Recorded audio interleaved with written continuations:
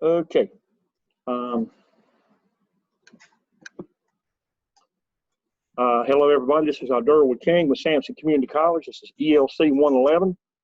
And today we're going to do focus on catching up, getting everybody caught up on all the worksheets. This is our last regular week here in class with me for this semester. You know, next week I've got surgery. So today and Thursday, I can help you get caught up on everything.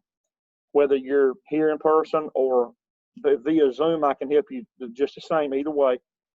And let's get everything done. Let's get it all called up, get everybody completed with no zeros on anything. Because anything not turned in this week, by the weekend, I have to put zeros in for things that are not turned in. So get everything done and let me know if you need help. I can help you. Not just during class, but I can squeeze in some other time if possible. If you need it at some odd time. I can take questions through Zoom right now. There's nobody joining right now, but I can take questions through Zoom here. However the questions can come, we can do it up until about 2 o'clock and maybe a little later. Okay, so I'm just going to let y'all hear questions that are going on here, and we're going to be working through some things on the board here to help someone that's here in the class now. So we will go ahead and begin our session. Okay, so you got a question, Jamie? Yeah. It's chapter 10. Matter of fact, I'll go ahead and pull it up myself too. I'll go ahead and do that too.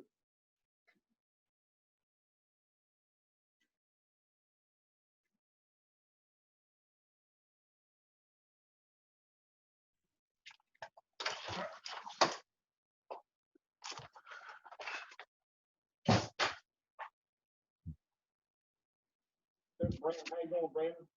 Doing all right. And hey, on this class also, Brandon, any classes that you need to go in. I haven't seen in the logs yet. I haven't looked at the logs. But at the end of the week, I've got to go in the Moodle logs and find out who's watched. And if you haven't watched the session and you've missed, you'll be counted absent. So try to go through and click on those and go through and see classes that you've missed. Again, I hadn't had time to check on the logs to know who has watched, who hasn't. Yeah. But that stuff is it's important to keep up with it, because I'm not the only one that can see that stuff. I mean, there's people over me that can go in and look at my record keeping, and it can look at who's present, who's not, yeah. and actually and I record according to the way it really is, so that I don't get in trouble. Yeah. I'll go through and see which ones I missed. I think there's like 1 or 2 for this class. Say it again, Brandon. I think that there might be 1 or 2 for this class. I think you were cutting in and out. Hold on. My dog wanted to come outside. Yeah, my internet connection is not really that good right now. That's okay. Because I'm outside with my dog. If you miss a session, if you go in and click that link and go out and see it, then you get credit for being here. I'll record it off the logs and I'll put it in Web Advisor in web attendance that you were here, even though you weren't in person. And that's the provision for anyone that's out for different reasons, like what you've been dealing with. That's the way that I've made it so you can get credit, and even though your situation's been sort of out of your control, you know. Yeah. So I'll be glad when all this stuff's over with. Yeah, me too. It's affecting the whole world. I've never seen in my lifetime, I'm 57 years old, and I've never seen anything affect the whole world like this has in my lifetime. Yeah. And it came so quick, you know.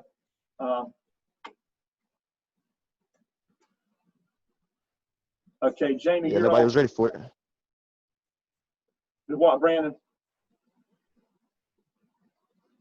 All right, Jamie, you're on number 9. I said nobody was ready for it.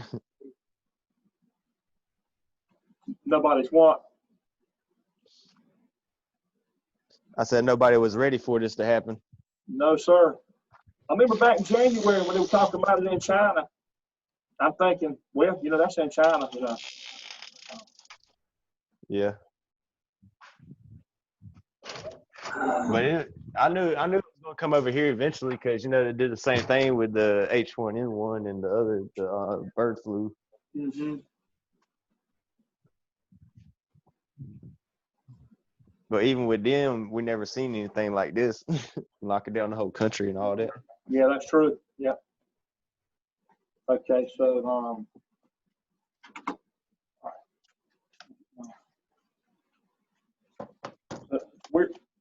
Brandon, I don't know how far you got in worksheets. Have you done chapter 9 worksheet? Yeah, I started doing it, but I had to go to work, so I think I'm like halfway through it. Okay. So that's where our questions are starting now. Jamie in here is asking about that one, so we're going to go to. I can jump around to any chapter. Just tell me which one that you need help on, and we'll just do it together. All right, I might need help on chapter 6 in a little bit. That'd be good. Not a problem. But I'm gonna go ahead and do chapter 9 first. Yeah, we can jump. We can zigzag around. Just kind of tell me which one that you want to go over. Okay. Tell me which one that you wanted to do. Well, I started on number 1 and gave up that. Okay. Everybody got a mask. Okay. Okay, so number 1. Number 1, let me see if I can go larger here.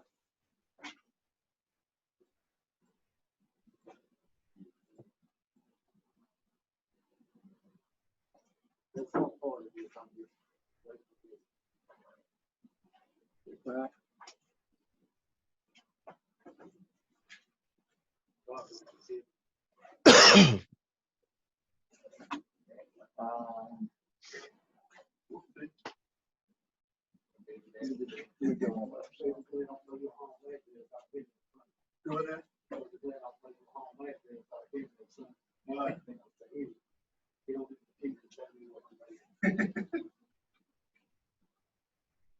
Okay, so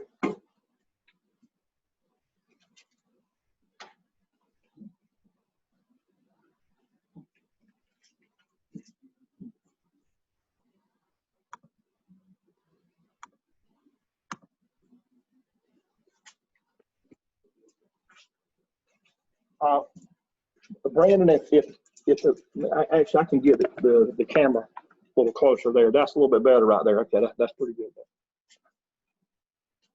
All right. So the first question would be,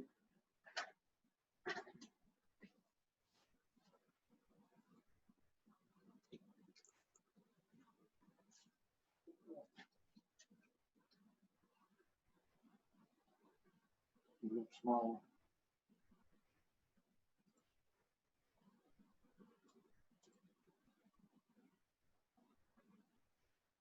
Find the line drop in this figure if the total length of wire is 812 feet instead of 584 feet.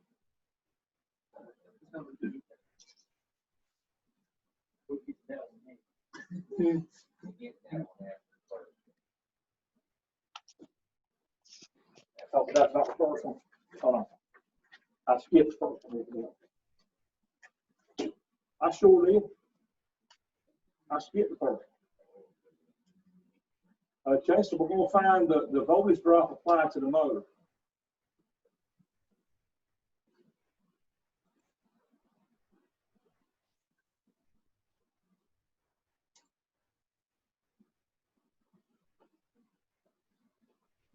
Okay, so do you have any idea where to start at?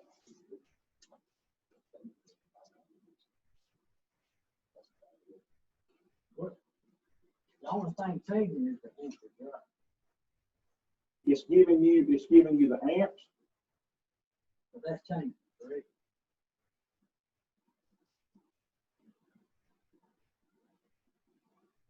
We're changing the amps to 35 amps, and we're going to find the voltage applied to the motor.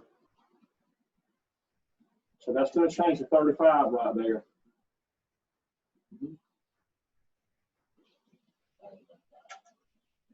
So the formulas that the formula we need to be looking at, if we go back to chapter 8, and let's go here.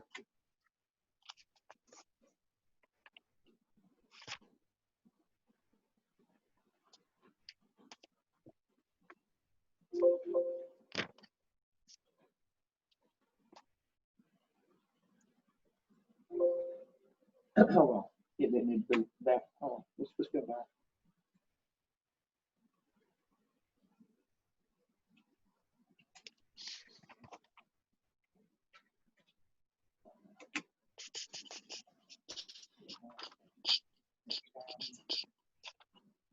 So if you're trying to find voltage drop, that's your formula, and that's it. Is that what we're looking for now?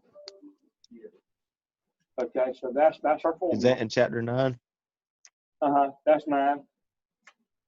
Okay, I see If it. you're looking for voltage drop, VD, then this is the formula right here. And if you want the formula to actually tell you what size wire to choose in a particular situation, that's your circular mills.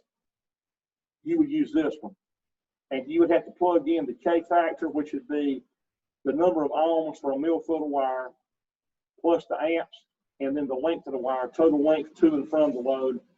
And then you got to put the voltage drop in that's allowed in this particular situation, and it varies. And so you would have to calculate that and plug all that in, and it would tell you the wire size, the suitable wire size to meet these conditions here in a particular voltage drop. But here, we got to get a voltage drop so we can calculate the motor at the load. So it's going to be the K factor. Now here, K doesn't mean 1,000. It's one time in the electrical field. The only time that K does not mean 1,000. And it's a constant number that would be the number of ohms of one little strand of wire that's 1 foot long that happens to be a 1,000th diameter wire. Just one little hair-like strand a foot long would have that number of ohms if you measured it with an ohm meter. So that K factor. So unless they give us another K factor, we always use 12. Well, you're always going to be given it. They're always going to give you a K factor because sometimes it's different. Sometimes it's 12.6. Where is it on this? Where is it on there? Yeah. Okay, let's go back to the problem. Let's go back to Moodle.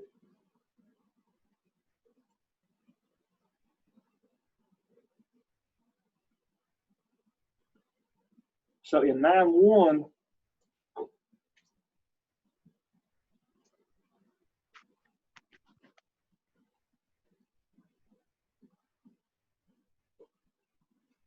let's go back to 9.1 here. Actually, in this one, you actually used a formula that was actually a step before that formula. So you go back and in the example in the book, what does it tell you as far as the resistance with the size of the wire? On page 76, go to page 76.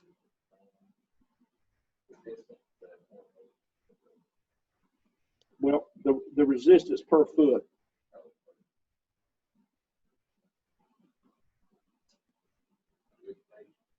In the book, it told you about the wire itself. In the book, okay? You have to go back to the book to figure 9.1 to see this.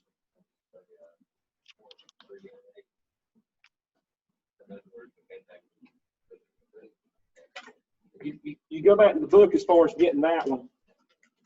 And the book says that it's 0.308 ohms per 1,000 foot. 0.308. Where's my little drawing thing?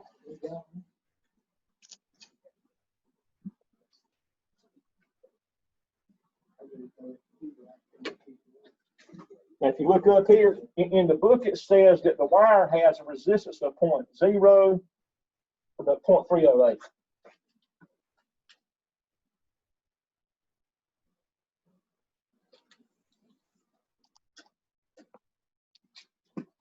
Okay, so watch this right here. 0.308 ohms per 1,000 foot. And then you got to break that down by dividing it by 1,000 to give you 1 foot resistance, right? Which would be how much per foot? 0.18. No, per foot.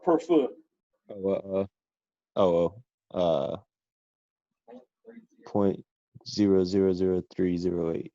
Right, you got to move the decimal over 3 places, so it's 0.0000 Yeah. and then 308 ohms per foot. Then you're going to multiply that times the total round trip distance, and that gives you the ohms, right? Which you told you in the book what the resistance was, and that turned out to be what? So it's this times the 584. So the resistance, the total resistance of the wire will be how much? And they rounded to 0.18 ohms. So in the most simplest form, when you want to look up the voltage drop directly of a piece of wire, you go back to Ohm's law, which is the triangle right here. When we go back, what goes into that triangle right there, everybody? Can y'all tell me what goes into the basic triangle? E, I, and R. E, I, R. Okay, now if we want to calculate just from that, the voltage drop across that wire, when we know the amps, and the amps was how much? When they changed the amps, it changed to what? Resistance. I think no. The volts. When we change, look, in the problem here, it says that the amps has changed to 35 amps, right? Uh-huh. The amps has changed to 35 amps. So here, it's 35 amps. Now, this formula up here, if you take this resistance and that amps, look, the resistance and the amps, those two together are going to give you what? If you're looking for the voltage drop, E, you cover E up and it equals what? I times R, right? There goes I and there goes R. So when you multiply them, it's going to give you the direct voltage drop across the wire directly, which would simply be the 0.18 times the 35 amps, and then it ends up being what kind of voltage there? 6.3. Okay, does everybody agree with that?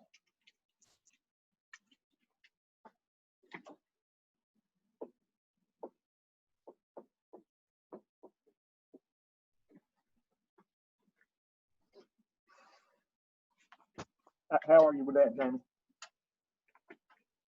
I'm kind of full of you.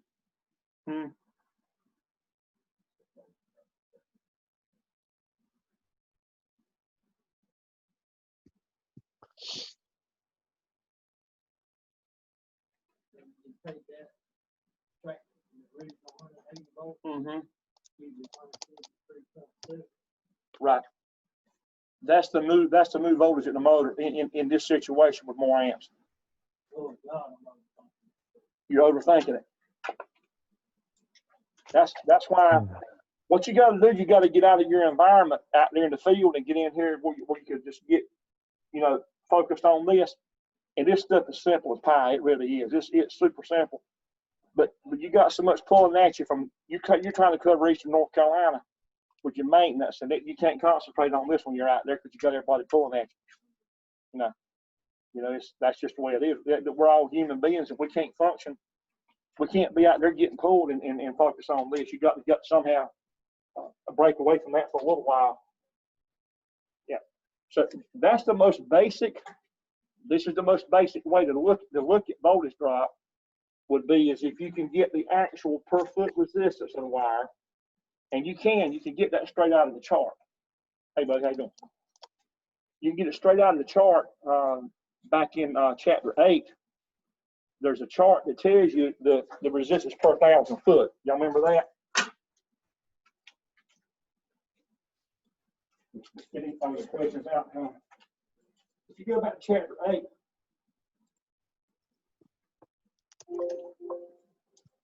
Okay. this chart right here, this one here gives you, if you look up here, chapter 8, the number of ohms per 1,000 foot of whatever size wire. So if it's a number 14 wire, it's got 3.07 ohms per 1,000 feet. And you would take the 3.07 divided by 1,000, it would be 0.00307 ohms per foot. You multiply that by the total round trip footage if it's 2 wires, and then you take that times the amps, and that's going to directly give you the the voltage drop in that situation. That is, if it's only 2 wires you're dealing with single phase with a single phase motor.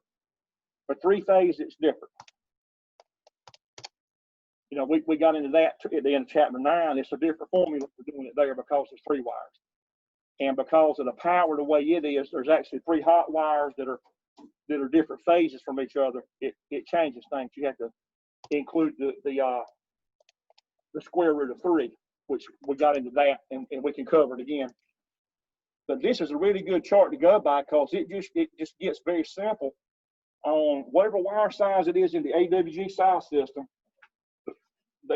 They give you the actual resistance numbers for like a whole roll of wire. When you buy a 1,000 foot roll of wire, this is the resistance for a whole roll of wire here for whatever size wire it is. This book is thin. It looks like there can't be much to it, but there's more to this book theory-wise than there is for the motor control book. As far as depth of understanding electricity, you need this. You need this, even if you have motor control. Motor control is the easiest thing done than this is. You gotta get this. This is not simply a see and do thing. You got to kind of know, understand theory-wise. We're trying to understand the electricity itself. We're not just landing wires and hooking something up and we're trying to understand the itself you can't see, only through a meter, you know. So we go back. Okay, so are you okay on everybody okay on that?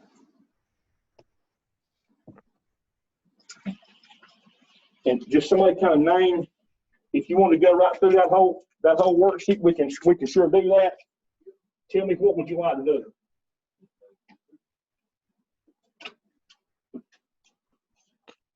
We're here to catch up. We're here to get her done.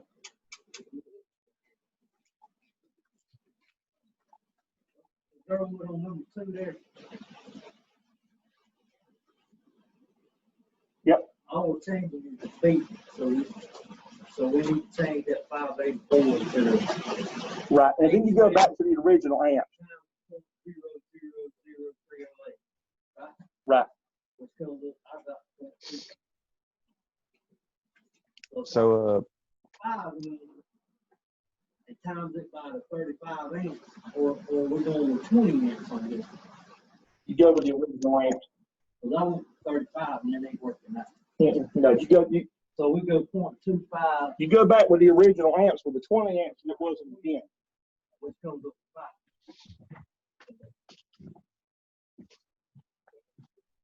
5. Right. You go back to the original amps that's in the picture.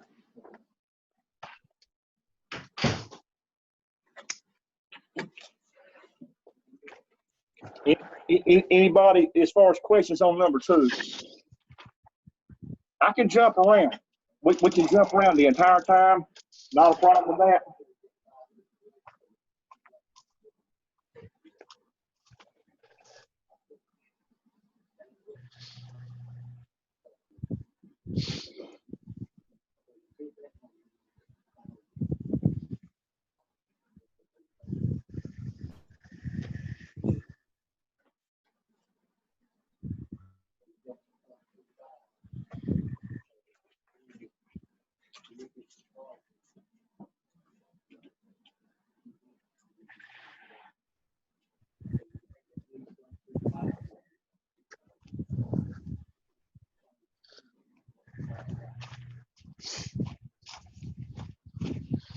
ready to come inside, Copper? Okay, so you tell me which one you want to go straight down the line. Now, I want you to tell me, well, how do you see this? Kind of, let's see if you can tell me how to do it. And then wherever you get stuck at, then I'm going to jump in. So if the wire in this figure is changed so that the resistance is 0.4 ohms per 1,000 feet, with 584 feet required, find the voltage applied to the motor. So that's the, that's the original diagram. So now we're just changing the size of the wire.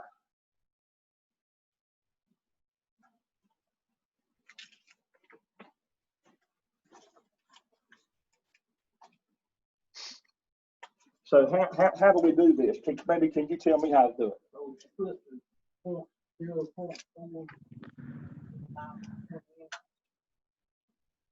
Times what? Well, no, look, it's 0.4 for 1,000 feet. But you've only got 584 feet. So you've got to break that, you got to break that 0.4 down. How are you going to break it down? Times about 1,000. Well, no, not times. Well, divided, my bad. Divide. Because look, Usually just move the these zero. numbers are going to be for a roll of wire. If you buy a 1,000-foot roll of wire, that's how they spec it out in the code book. Is for a 1,000-foot roll of wire. Because per foot is so small that we don't have a meter to even read that. Not here, we don't. You know, I'm sure they make a meter that'll read it. It would probably be a milliohm meter. You know, and I don't have a milliohm meter here. You know, so they stick a meter on a 1,000-foot roll of wire and they spec it that way. You know, so. All right, so what do we do at that point? I'm going to let you kind of tell me or us.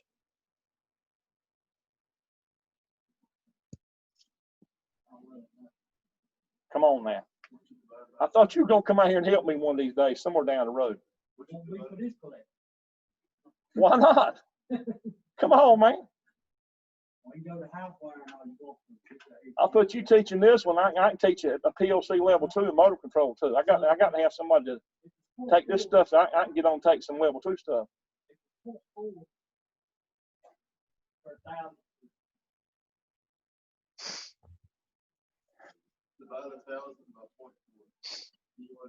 Well, you got to say 0.4 divided by 1,000. You move the decimal over 3. Move the decimal over 3 places to the left from that 0.4. Mm-hmm. And then times it by, then 584 times that. Exactly. Basically, you got to take that number. You've always got to divide it by 1,000 to get it to a 1 foot resistance for 1 foot. Yeah.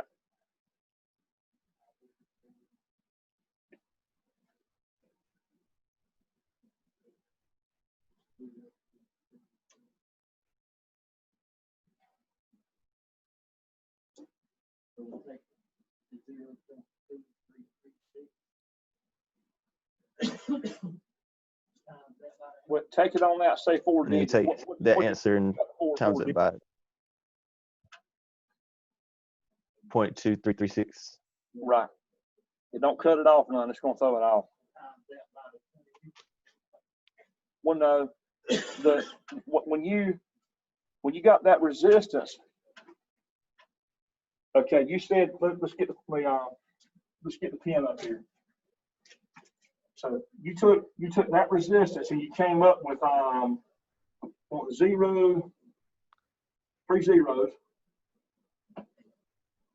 4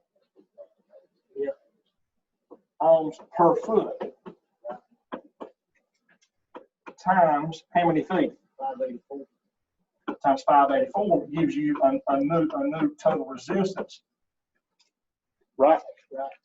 And what you came up with what now? 2,336 ohms. And then you have 20 amps.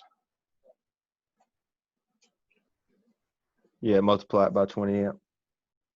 Right, so you're gonna take the 20 amps times the 0.2336 ohms. It's 4.672. 4.672 volts. And then you take 180 minus 4.67. That goes back to your triangle of your EIR, and there goes your I, there goes your R. You're solving for E, and it's just going to be I times R. So that triangle. That's why I need to do. That's exactly what I said. It's exactly what? That's exactly what I said. Exactly what you figured. Right. So you were thinking something was wrong? No, when I gave that answer, I was told no. That's what I'm saying. That's why I'm confused. What I had told you no? Yeah. What I just told you no? Maybe I got scrambled in. I probably got scrambled in. That's what I think. Okay. If you said that and I said no, then I didn't hear you right. I'm sorry about that. I don't know if maybe I got scrambled. I don't know what happened right then. I don't know. And you'll subtract that. Either way, that's how you're gonna get the voltage drop. Yeah. So You gotta make sure you got the correct on. Yeah. So what did you end up with? 175. Okay. Right. In your type of question, once you figure out exactly what your home is and you got the answer, you just subtract that amount. From the source voltage. From the source voltage Mhm. time. You show you what to drop. Mm-hmm. Right. It's just I times R.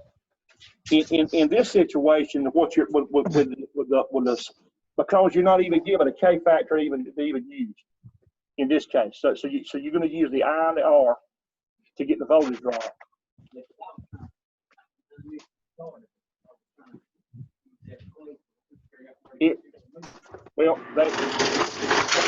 In this case, they're not quite giving you enough information to do that. When you're given a K factor, you can use that other formula. If you're not, you got to break it down and just go with I and R. Yeah. This is the rudiments of it right here. When you get right down, the roots of it. This is how the simplest way to do it.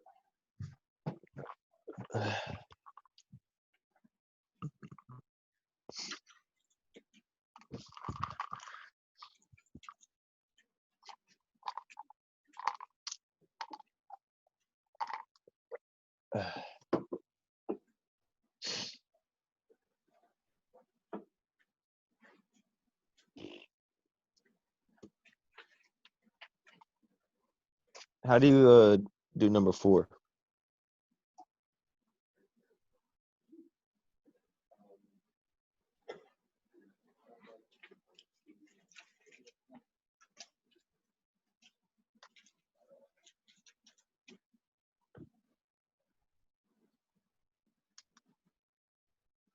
Okay.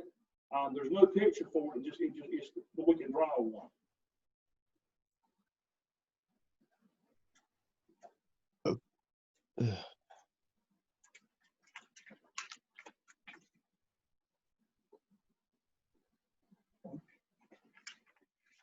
DC motor draws 100 amps, and let's put a source up here.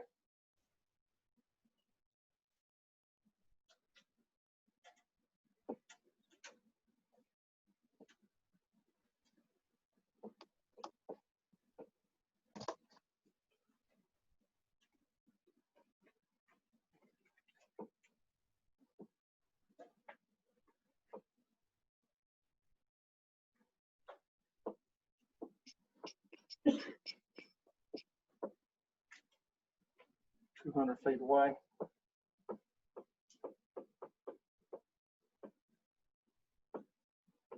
The 200 would be like a one-way figure, and you have 3% is permissible.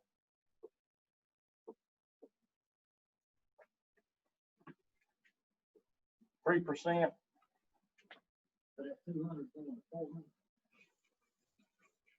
The footage, yeah. So the voltage drop allowed would be 3%.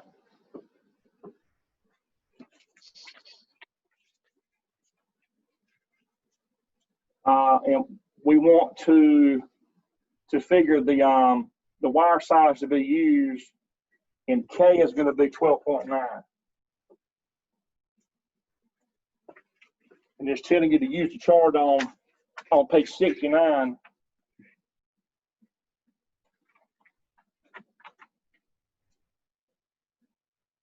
Because the formula you're going to use is going to give you circular mills, and you're going to take circular mills and go in the chart on page 69 and take circular mills and go straight over and get the AWG size from that. And so what's the actual formula that we're shooting for here to use that's going to give us the wire size? Yeah. Right. CM is going to be KIL over VD. That's true. And we do know K, and we do know the percentage of VD that we can calculate from the two points. So if we put 3% here, then we've got some stuff to calculate from. So let's go ahead and plug in whatever we can. And K, we do know is 12.9 ohms. Mm-hmm. Times the I, Which is 100. 100 amps. And I like actually putting the units in here, the A and the ohms and all that, because then it seems more real to you. If you see you're dealing with ohms and amps, it's starting to look like something. Then it's not just a bunch of numbers in there mixed together. You know, there's some real meaning behind this. And then the length. So for a single phase motor, when we're doing the length, how do we calculate that based on distance? It's single phase, 2 wires, and it's a distance of 200 feet. So what's our total length of wire? 400. It will be 400 round trip with 2 wires. So 400 feet. And like I said, I'm putting, well, A little too far. Just click on the board where you've been writing. It should take it. See if you can slide it back over. tap it where? There we go. I'm an old dog trying to learn a new trick. Okay. All right. It's not letting me write way over here. That's 400 feet. It actually runs out over in here. You can't write. Well, actually, it did. Well, it's made a lot out of it. So anyhow, that's your 400 feet. And then the voltage, you got to find the 3% of the 220. Exactly. So for VD, you've got to come up with a real number. Okay. So it's going to be. That's what was confusing me. The 220 times what? 0.03. 0.03. Not times 3, but 0.03. That's actually 3%. And what does that equal? 6.6. 6.6. Is that right? Yeah. So this is a 3% voltage drop allowed, and that's actually by electric code. 3%, that's your standard number. And I still haven't found, I need to print the document on voltage drop for y'all. But basically, go ahead and make a note. National Electric Code says that 3% is standard for one particular branch circuit. If you figure from the main power source in a building to the breaker panel, and from the breaker panel to the load, a total voltage drop of 5% is allowed. But if you figure from the power source to the breaker panel, where it's feeding that, maybe from your service entrance, from the service entrance to the panel, and then from the panel to the load, a total of 5% voltage drop is maximum. by code. If you have more voltage drop than that, then the load suffers. The motor or whatever's going to try to run on low voltage, it's gonna be in a strain. It's going to overheat the motor, and it won't last as long. So if you figure from the panel box to the fan or whatever, Then 3%. go 3%. Yep, no more than 3. And then the performance you have, the performance that you're supposed to have out of that motor, it's not going to shorten the life of it. Yeah. And then another thing, here's something they ain't really been talking about. Y'all think about this. Put your thinking cap on. The more voltage drop you have across a wire, on super line wire, the more voltage drop. What else do you think is going to be happening with the wire itself? Heat.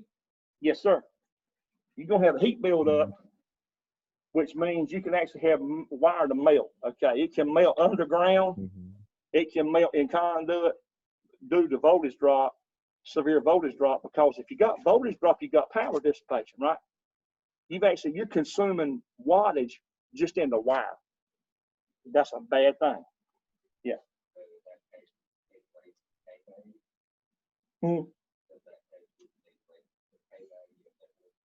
Well, you would actually raise the wire size.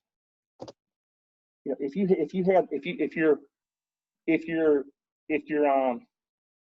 you had too much of a voltage drop across a wire, if it was beyond that 3%, you've got to go with a bigger wire. You have to. You're going with a bigger CM, a bigger circuit of mills is what you're going with. And then what that's going to do is that's going to lower your voltage drop. Okay. You go with a bigger wire, your CM is going to go up, and then when CM goes up, voltage drop's going to go down. Because look, when you turn that formula around to this, if you go up to VD equals what? KIL over CM, right?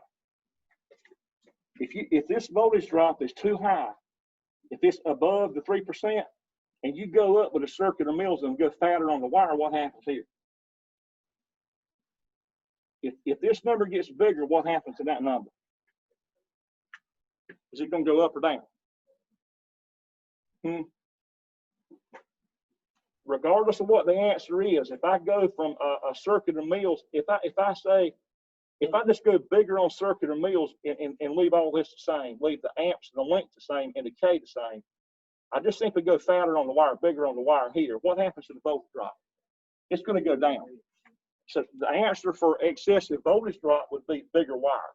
Bigger circuit of mills, voltage drop is going to go down. Okay, but on question 4, the answer to all the math, I got 78,181. So would that be 1 gauge wire, which has 83,690? Yeah, you got to go up to the next size wire. Yeah. So let's go there right now. So for this problem right here, you came up with how many?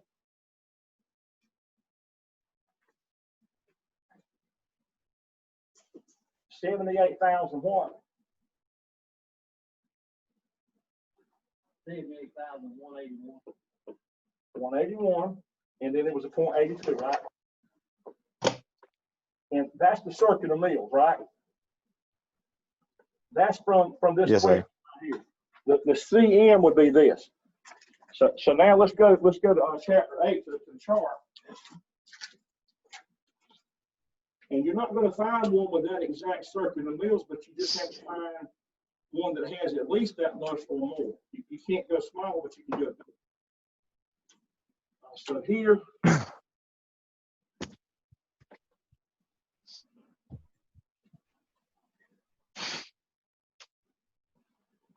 and the number again was the y'all said it was a 78,181, and we're looking in the CM column here, 78,000, and they don't have one, right? But you can't fall back to 66 because it's going to be too small, right? If you go back to a number 2 wire, then guess what? Your voltage drop is going to be above the allowed 3%. So you have to go bigger to the next increment up this on wire that's actually offered, which would be what size? 1 gauge. it would be a 1 AWG, but not a 1 alt. Now, 1 alt /0, that's bigger than a 1 AWG. So the next 4 is alt sizes.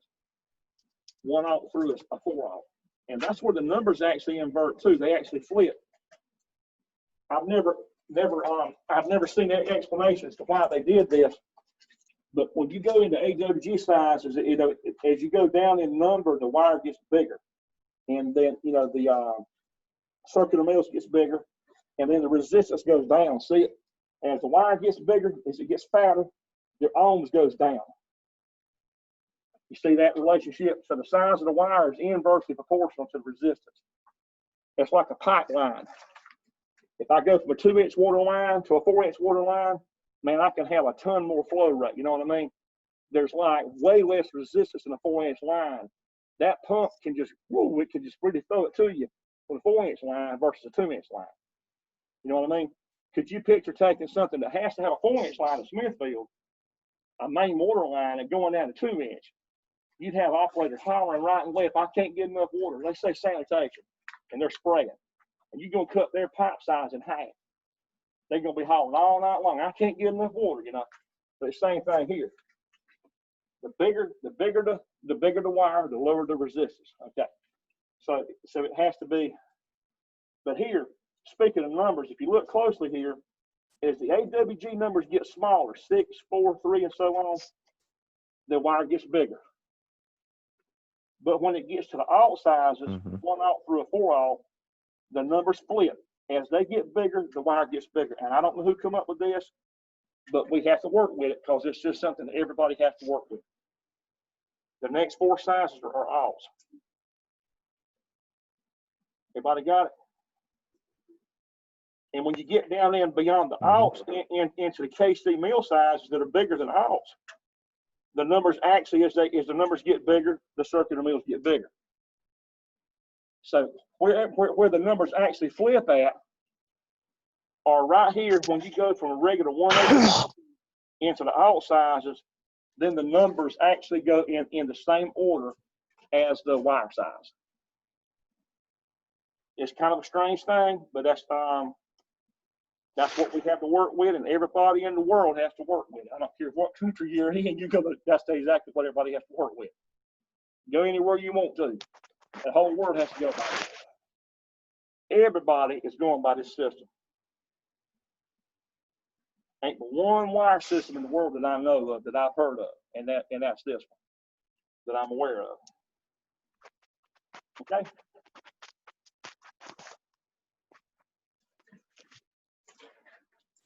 So we went back to Moodle, and so is everybody okay with that? Yep. Make good sense.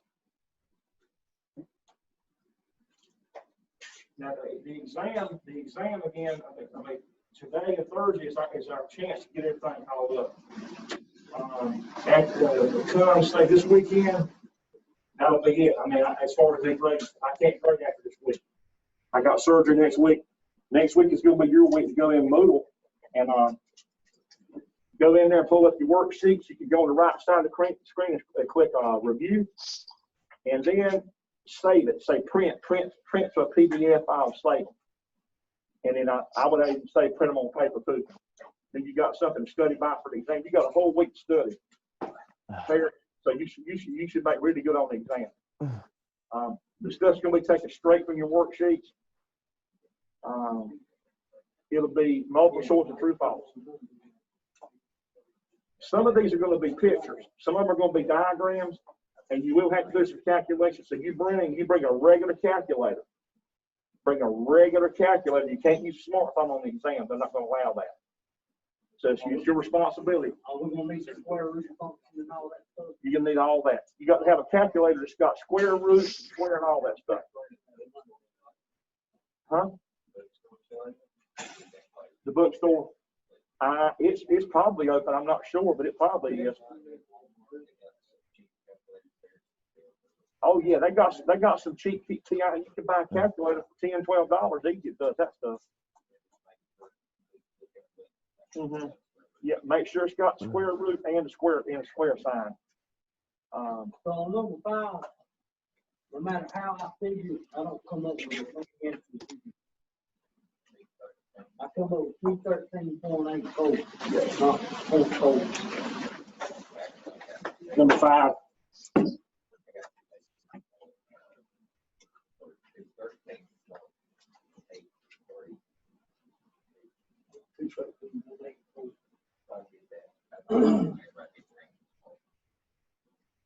So what is the voltage drop across the motor in problem 4?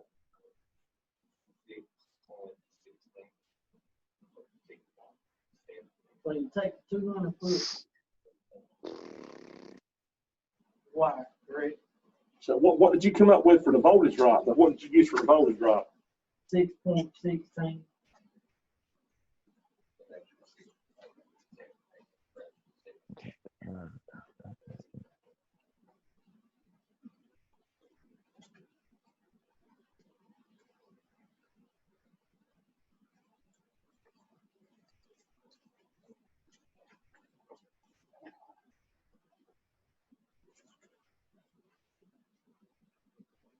You took the 220 volt minus this. No, I took the 100-foot of wire. I know 200-foot of wire. It says the source 200-foot away, right? The motor. Yeah, but look, didn't we figure voltage drop a while ago though? We've already figured that.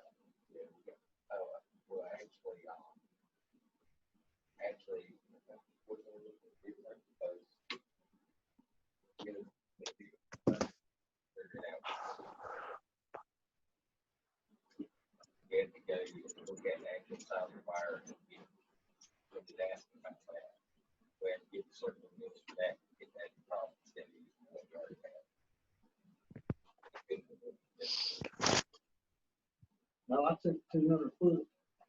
Times 0.0003. Come up with the own with the 6.16.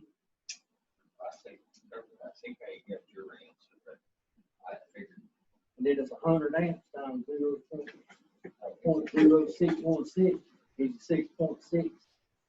6.16 ohms of resistance minus 220 volts gives you 213.84.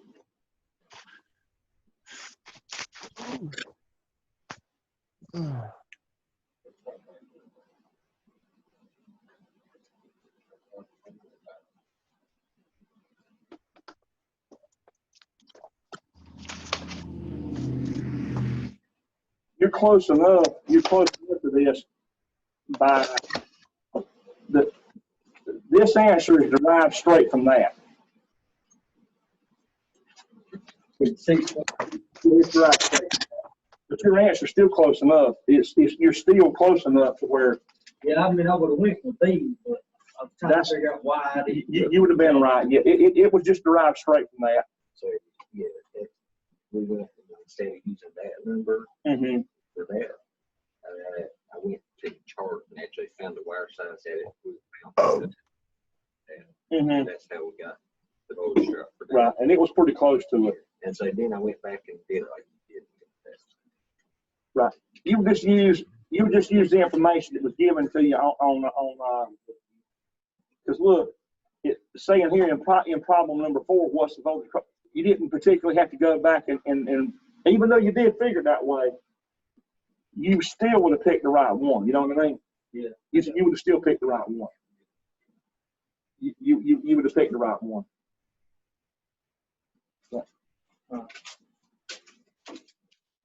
You can see a little bit of drift on things sometimes like that, depending on how you do it. A teeny tiny bit of drift, but it's not enough to make it wrong. You wouldn't have picked the wrong answer. You know what I mean? Yeah. I see what you're saying there.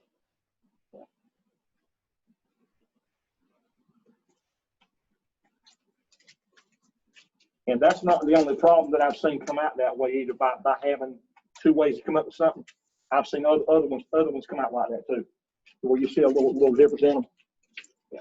So, you know, you bring that up, you see something different, let's talk about it, because I like to see whatever differences there are on whichever way that we may choose to calculate something.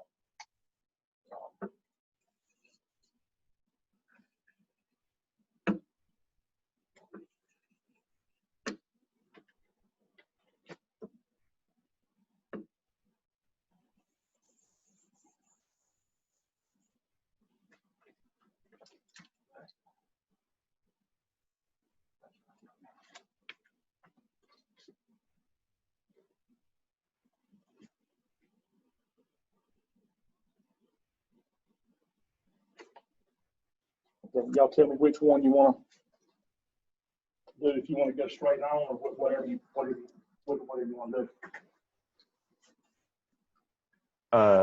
I want to do number 6 if we can. Okay.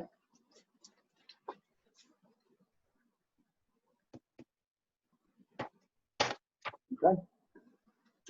So it says here that you got a 110 volt source, and we can draw that.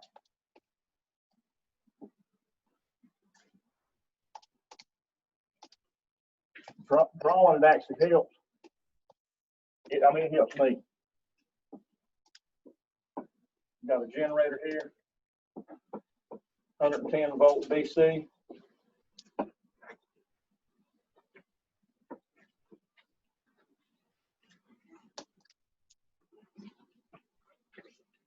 Uh, 500 feet away.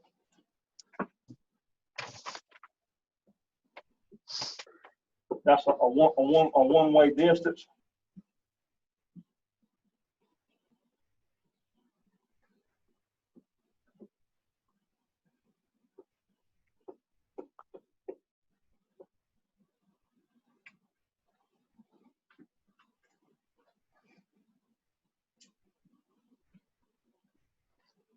And it just says a load circuit. It ain't really telling what it is.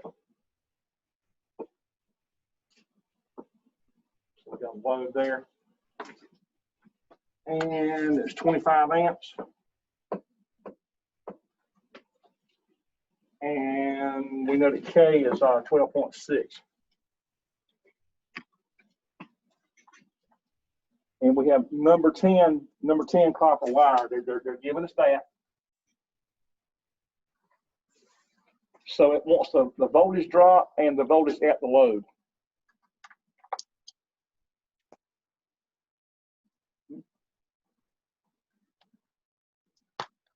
So what formula do we use? We're looking for voltage drop first, and that formula is what? Drop equal to KIL. KIL over CM. Right. And we know what K is. It's 12.6. 12.6 ohms. And we know that I, the current, would be what? 25. 25 amps. And we know the L, the length, would be 1,000, because it's 1,000 feet. And for single phase, you just multiply by the distance. For 3-phase, we don't do that. We take the length times the square root of 3. If it's a 3-phase motor or load. And then circuit of mills, they're not giving you CM, but they're giving you the actual number 10 gauge wire, which you can go back to chapter 8. Always go back to chapter 8. And see, I'll have to put that stuff. What I'll do, I'll put that stuff, I have to put those charts in Moodle for y'all so you can see them on the computer. Because for you to be taking paperwork in there, they're going to be frowning on the math. So I have to stick the formulas in there. The formulas and the pie chart formulas and these charts, the wire size charts. I mean, the chart has the wire size and the circuit rails on them. But I got a super big day tomorrow. My day off is gonna be jam full of creating exams for this class and in my morning class. I've already got the residential. I did the exam last weekend. I spent about 6 hours creating an exam for that class. It took me that long to go through the worksheets and pick out a fair amount. Copy, paste, copy, paste, copy, paste. Man, hours and hours and hours and hours and doing diagrams for something that's going to take somebody probably an hour to do. It takes me 6 times as long to create it when it's something that big. You know, that exam can be done easy in an hour. But it'll be self-grading. When you get it done, it'll be graded by itself. And because I won't even be here when we're doing it. They told me how to do a self-grading exam. So I'm making myself a note here now to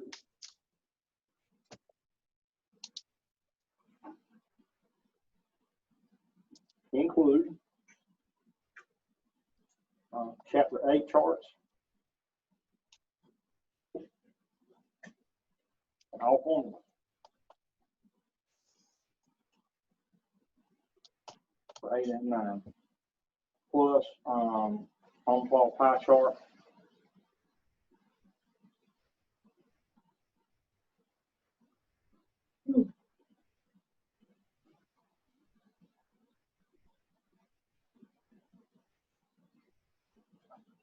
So there'll be at the beginning of the exam, or let's say at the beginning of each section.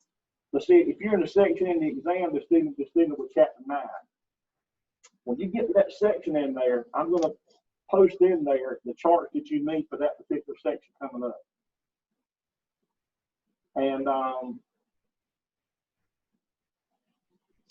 there'll be a question on there, and I'll say something like, click yes to acknowledge that you see these, and that way it's going to be like a question, but it's going to have all the charts in there. And you'll say, yes, I see the charts, and that's what you're going to keep flipping back to for that area of the exam.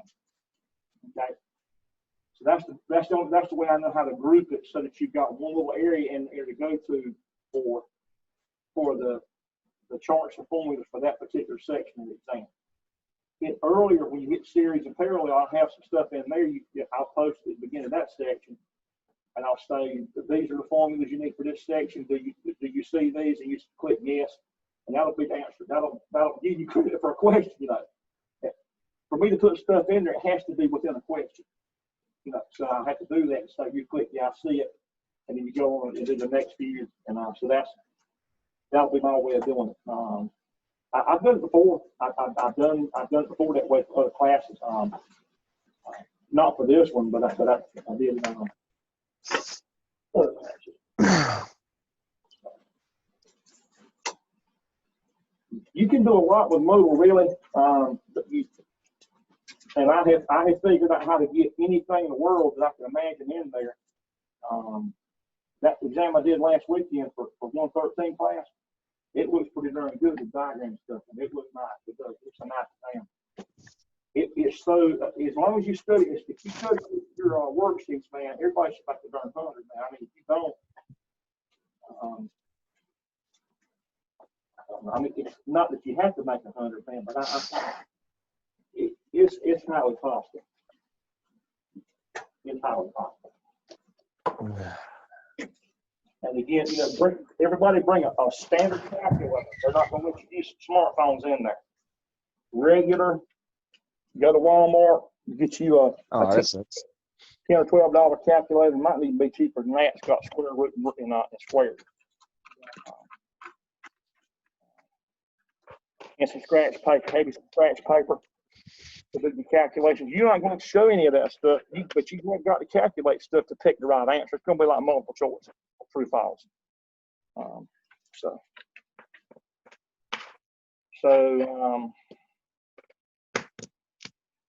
what did we come up with for this?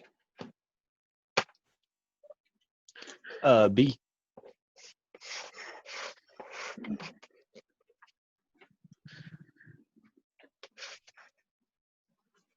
$30.35 if you round up.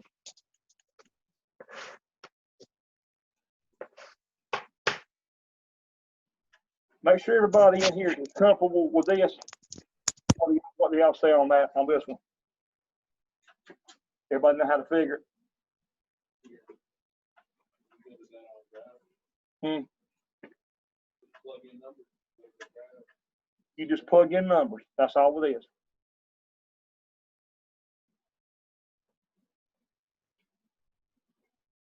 Yep, you just have to know, you know, what formula to use and what chart to get information off of. Is everybody satisfied on this one?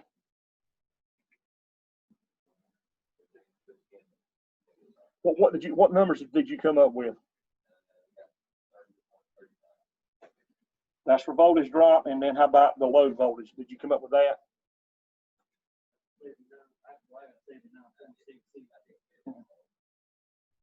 Right. Close enough, it is. Right.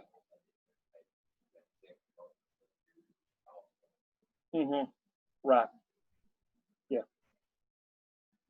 You figured right, Roger. But you still want to look at all of it, you know?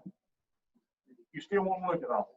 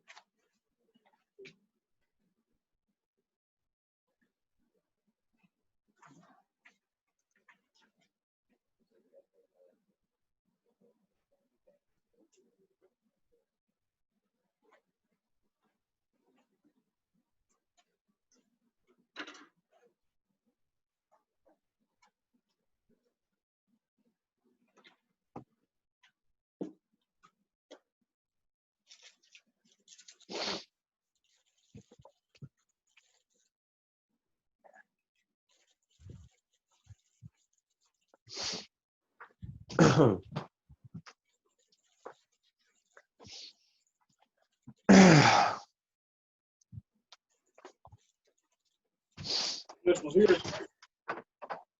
it's your first problem 6, but you're using a number 8 wire now, and the K factor is 12.6.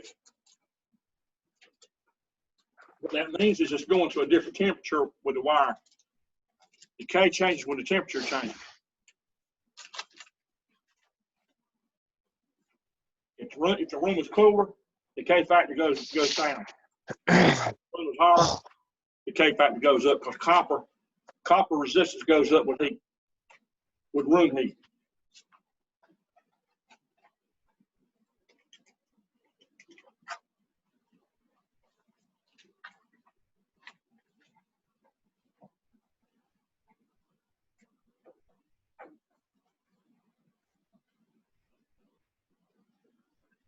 So the information about the number 8 wire, you can go ahead and go back to chapter 8, number 8 wire. Look at there, number 8 wire has a circular mills of this. You see that? That's your circular mills, and there's your size. So a number 8, you're going to get that information right there and using the formula. That chart's going to be in Moodle. It will be in that exam. And the best thing you can do next week, dedicate yourself to study every worksheet that you've done. Go back through thoroughly. Go back through 100% on every worksheet if you can find time to do it.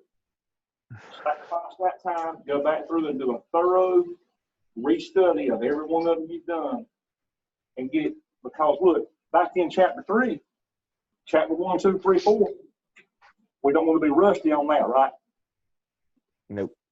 In previous years, the exams that we've done in this class, in previous years, every year up to now, we've always done already done about 3 tests by now. But we were doing 16-week semesters, and you were 100% here, with all the hours here, we would have already done about 3 tests by now. So the exam would have only been the last few chapters. So it's going to be a brand new exam. I got to do it from square one all the way through. So So it'll be chapter 1 through 9. It's still not going to be bad. You know, you'll be able to finish that exam in about an hour. You know, study good, you'll be fine.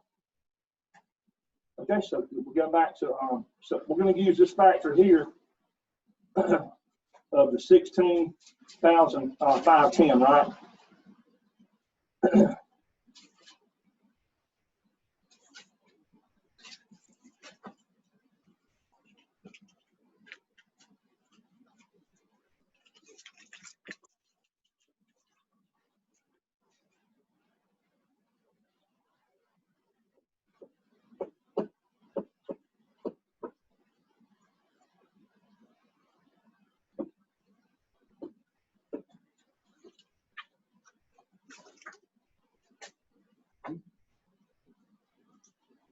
And the K is also, you know, you have the K factor can change. You'll see it change sometimes to 12.9, 12.6. You know, it can be different based on the temperature. And they change it enough so that you've got to be watching for it. And so when you change the wire size and the K factor, now we're looking for load voltage. It was 12.6 there too. The K was the same thing there. We're just changing the wire size now. So instead of it being number 10 wire, it's going to be a number 6 wire. So let's put that information up there like that. 16,510. Let's do this.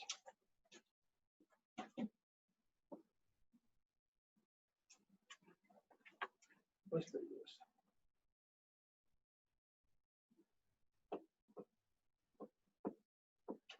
$16,510. Circuit mills, and let's go here.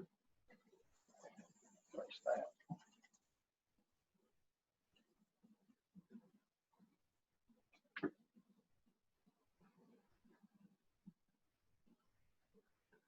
Let's go, let's see, number 8 wire.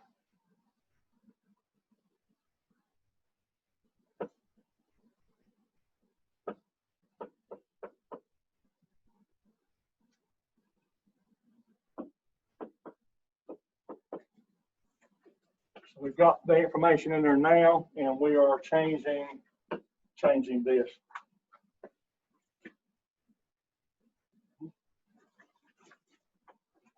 So you still got the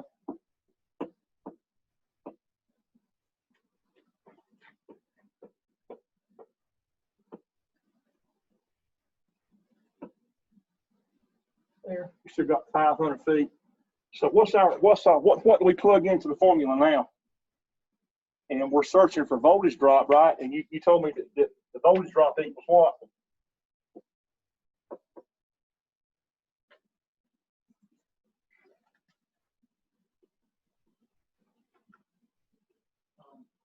KIA. Right. So the K would be the 12.6 ohms, and then the I is not going to change. It's the 25 amps, and the length is not going to change. And y'all said that was what, 1,000? 1,000.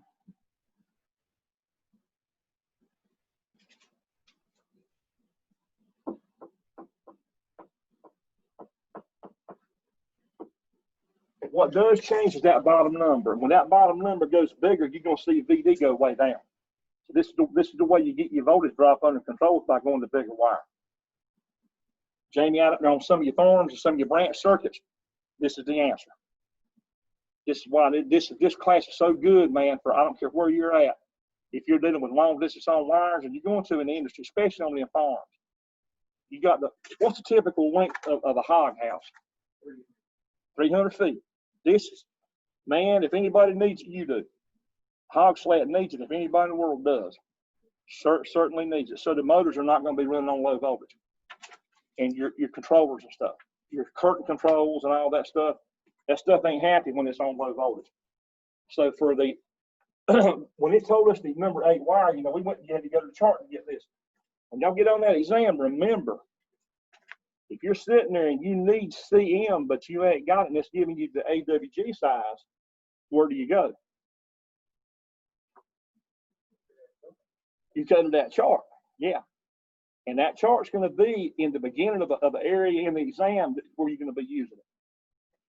So just kind of flip on back, and you'll have the it's all going to be in there. You ain't going to have to bring nothing except a calculator and some scratch paper. So I'll put the pie charts in there, all that stuff to be in there. Yep. I've got to do a masterpiece tomorrow, a Picasso. I've got to do a Picasso tomorrow. I might better find some fish tonight. I got a feeling I'm going to need it. I might have to go to Carolina Fish Fry because Sandpiper ain't up until tomorrow. So I may have to go by Carolina Fish Fry and get my brain recharged, you know.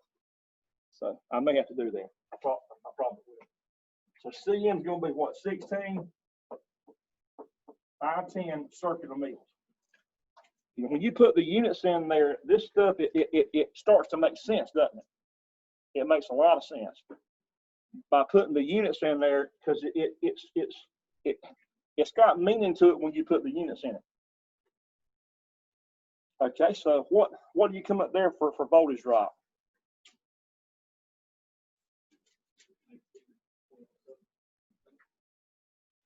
It was 19.08.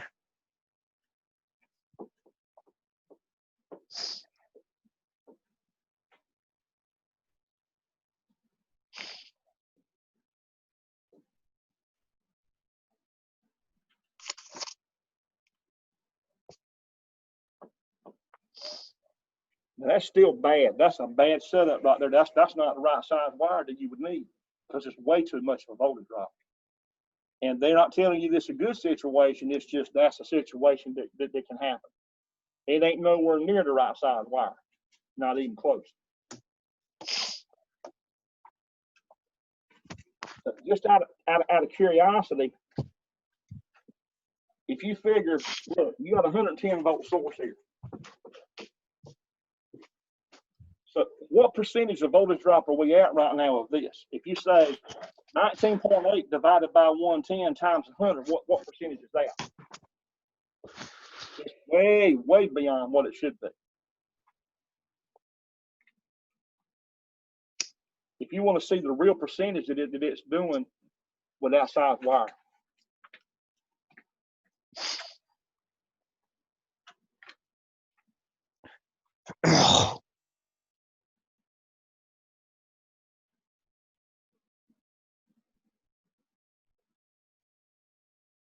You can say the voltage drop, which would be the 19.08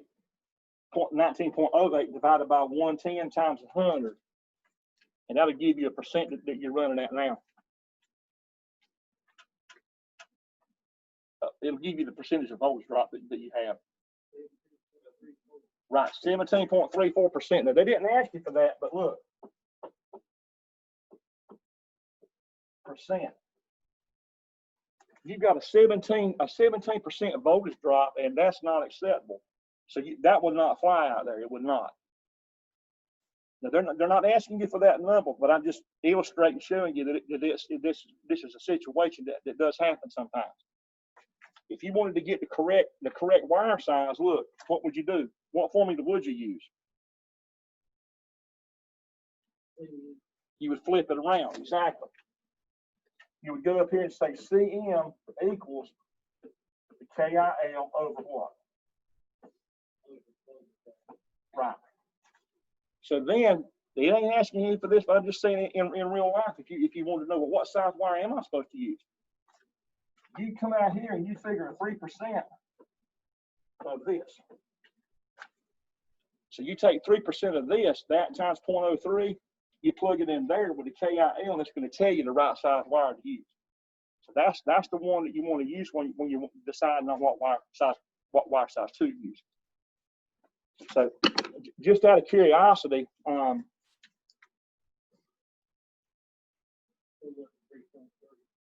You came up with what now? 3.3 VD. All right. 3.3 volts, and the K was 12.6, and then the I was the 25, and then the length was 1,000. Okay, so what do you get if you do that? It's going to give you a circuit and mil size.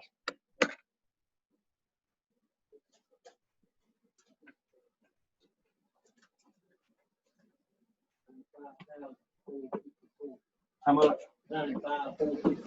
95,454 circuit on mils. Now this is not asking you for this, but I'm just saying, if you want to solve, if you want to, people going to put the right size wire in there. Let's see. Look, the 95,454 circuit on mils. 95,454.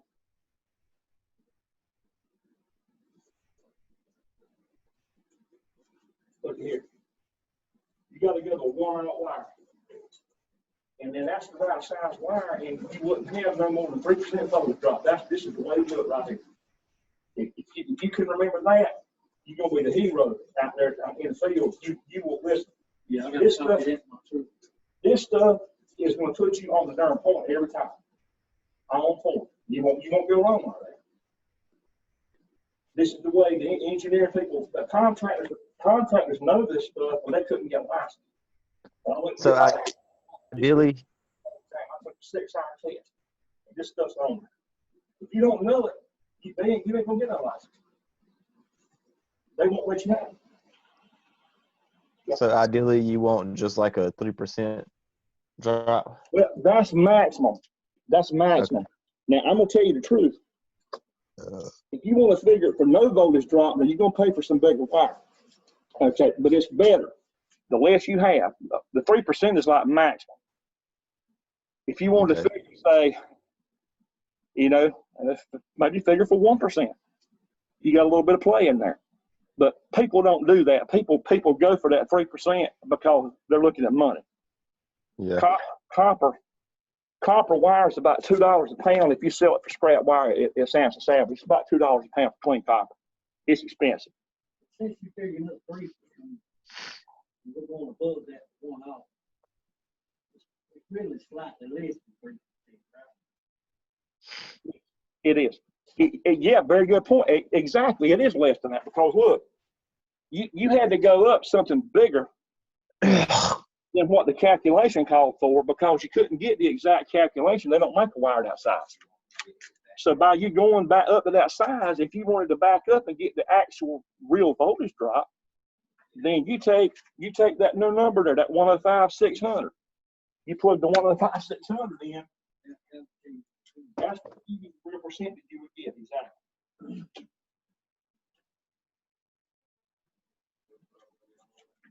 You would plug that 105 into here, the real voltage drop at that point. It would of a real piece of wire, not the bare minimum on that 3%, but the actual on the wire that you could use by code. Exactly.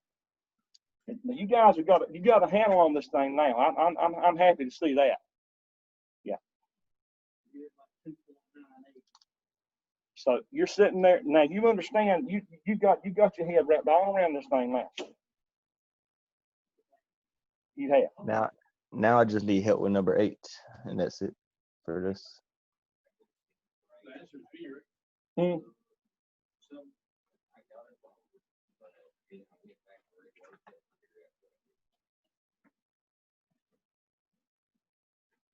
For number 8, would you have to find like the square root of 5 or something? Hold on a minute.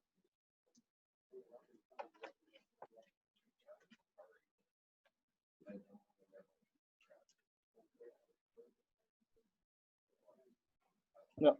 What were you saying, Victor?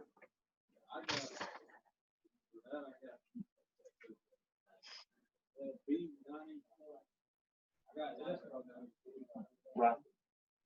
That was it.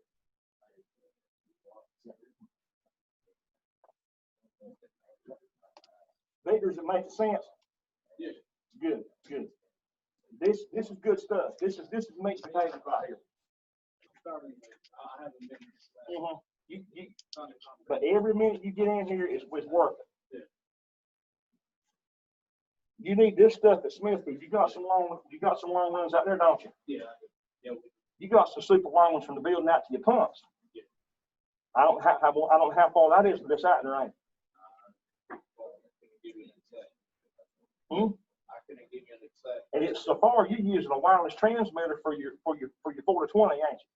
For your current, your flow rates and all. They got transmitters for their PLC signals from a pump house way out yonder. So far they're using wireless radio to transmit signals for pressure sensors and all. They're doing it wireless. It's so far. I've seen those transmitters in Russell's office up there. He's got the PLC signals coming from out there through the radio, and that's long. You know, too long to run wire. Yeah. On small signals, you know, it would be. You could do a 4 to 20 milliamp long, but there's a limit on footage. There is. So, okay, everybody cool with this? Mm-hmm.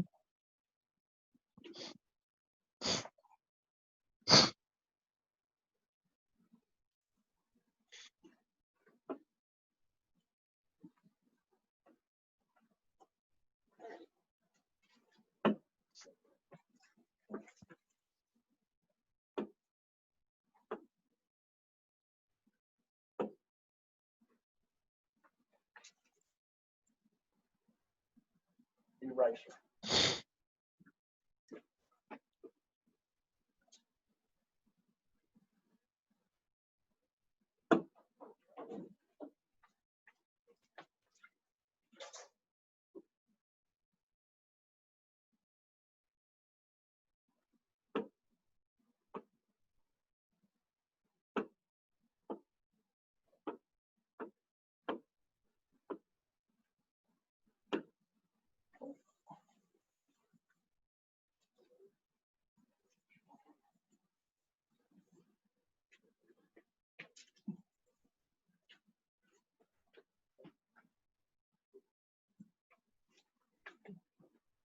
Okay, so number 8.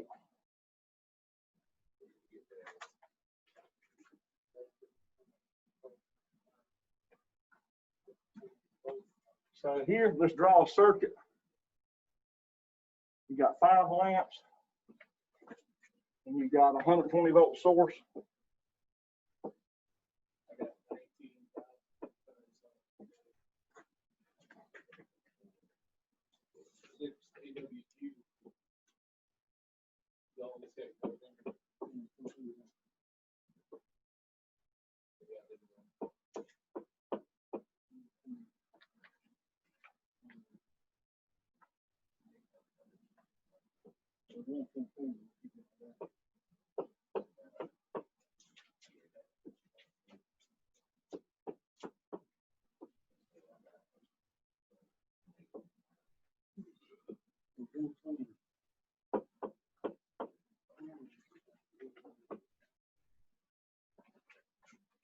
You got 5 lamps that are 300 watts each.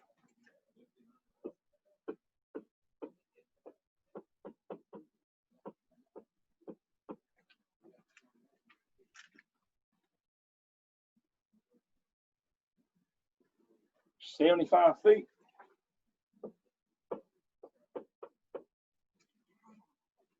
And your permissible voltage drop would be 1.2 volts. Your K is 12.6. And so it wants to know the wire size.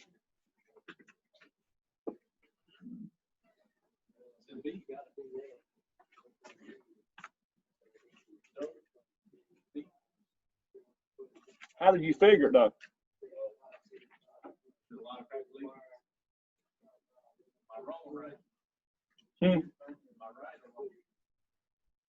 Well, you got to tell me how you figured it. Tell me how to do it. Well, you got to find out your basic number, your watts, and your voltage. You got to find your amps. Right, you got to find the amps. Yeah. You got mask on. Yeah. Mask on, everybody. Right, there you go. Okay. So you got to find the amps, right? And you're finding the amps from the wattage and the volts, right? So he's looking for amps because you got to have the I. What formula are we using? Power divided by voltage, so it'd be 1500. Right. So you got the wattage divided by the volts. So how many what's our wattage? 1500.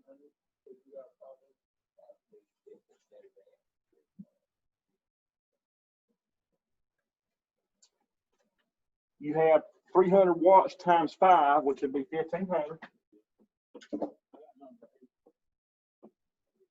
Divided by how many volts? And that's going to give you the current. That's going to give you the I. How much?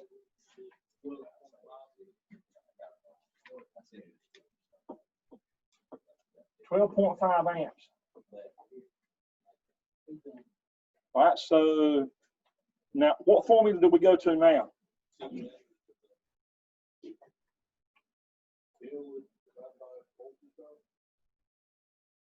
Okay. So we're looking for circular mills, and you see it's KIL over the voltage drop. So K is a 12.6. And then the I would be the 12.5, right? Yeah. And then the length is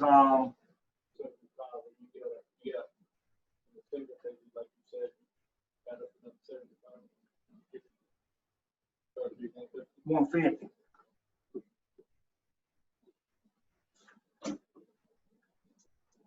And then the voltage drop allowed would be, yeah, you didn't even have to calculate that. It actually told you what it was.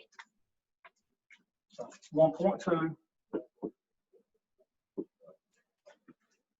And that'll give you a particular circular mills.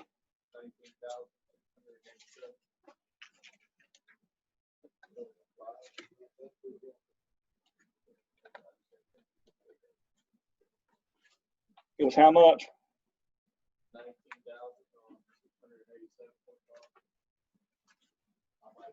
19,687.5. Be a 19,687.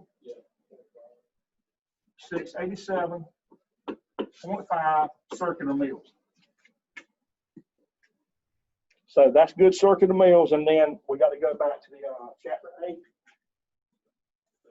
said you always got to go a little bit bigger than the phone. Well, at least you land right on top of it. And I've never seen that happen. I've never seen it land exactly right. So the 19,687 will be what size? Right. You can't go back to 16, so it has to go up here. It'll be a 6 AWG. If you go too small on the circular mills, what happens? What's the result? Feeding the burning wire up. Yeah, that. And so when you go smaller on a circular mills,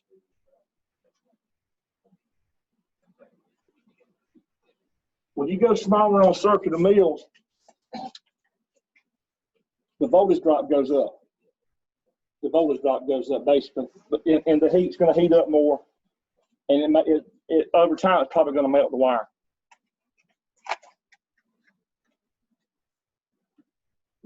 I've heard of a while back, some guys in Murphy Farms said they had to dig up underground cable, and they didn't put it in conduit; it was direct buried, I think. And which is rough. That means you got to dig it up. You can't just pull it out of the conduit. If you run conduit underground, hey, you can just pull it back out, right? You can pull it back out. So that's, if you're going to do underground, it's best off to run conduit. Run big conduit. Big. Yeah. and put some wire soap on it when you do it. I'll show y'all some stuff. Let me grab it real quick. Speaking of wire.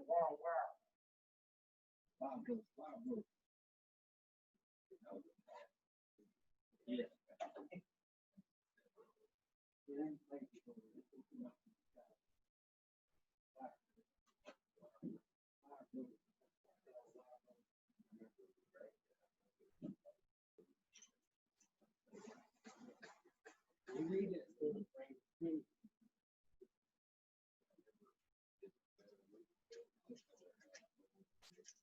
This stuff here is designed green leaf pulling lubricant. So it's like a soap. It's like a slickum stuff for wire, and it won't miss the insulation of it.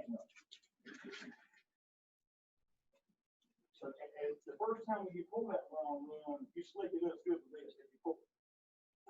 And down the road, I don't know whether that's going to help any later on. I put it back out, I don't know. Maybe not, I don't know. But do that when you pull, and it's going to at least go in. And if you got to pull some wire out, basically what you can do is you can pass out another thing you've never seen together.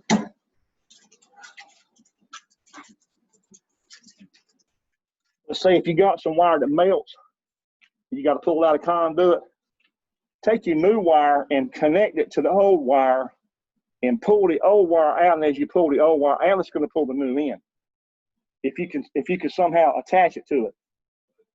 So as you pull the old out, the new comes in with it. You ain't got a little fish tape in there to get it. You can do it by doing this. If you can do them like that and then braid them, strip it back about that far, and do a big old hook like that right there, and hook them like that right there, and then twist them. Twist them like that, and then put a pile of tape around that thing, and you'll lock them in, and you'll break that wire before you pull it apart. You'll break it in two, and it's probably not going to break. But you do that, and you can pull that, the old can pull the new in. So do it nice and smooth, and put it real tight tape in there so that it's not going to catch. Don't let there be no lumps or stuff in there when you do it. Tape it down real tight. How's everybody with this one?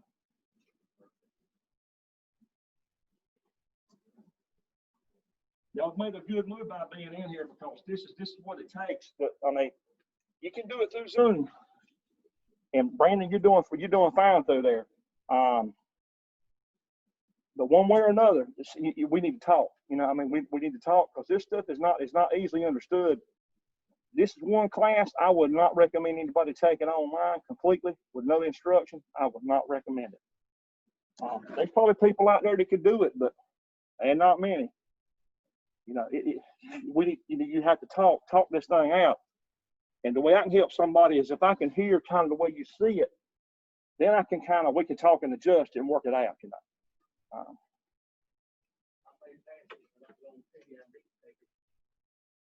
Well, if you want to, you certainly can. You know, you're allowed to do that. I've had a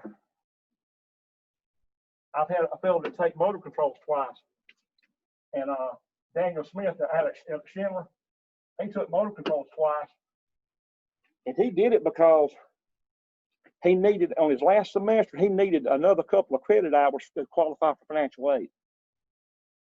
He needed financial aid bad. And he asked him, could he retake a class? And that put him in there to get it. They said, yeah. I mean, he passed motor controls. He made an A. He retook it again, made A again. And he said, well, if I take it again, can you kind of give me some more advanced stuff in there my second go around? I said, yeah, that's what it is. So I give him some, he got further than the rest of the group because he had already done everything. And so I just give him some extra stuff to do, and he built some stuff out there, motor control trainer over there, just in the middle of the room. He built that. I give him stuff, and he got what he asked for, you know.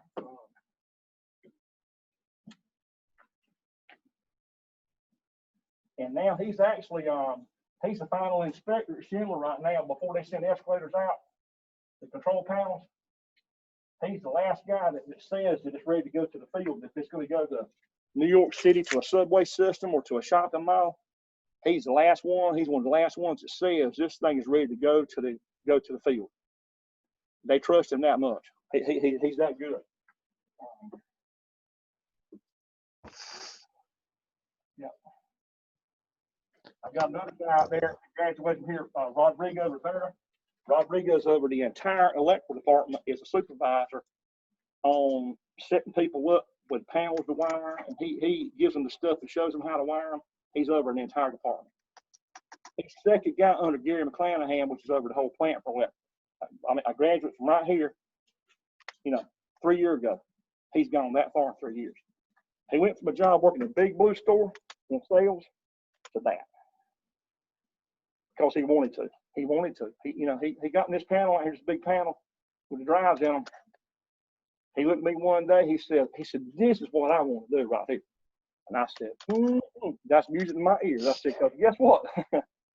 You got the thing I can't give you. You got something called want to, and that means you're going to. I mean, he's got it in him, and he's got the want to, and man, you can't lose like that. You're gonna be a winner. That's the recipe. That's the recipe that it takes to do it and to win.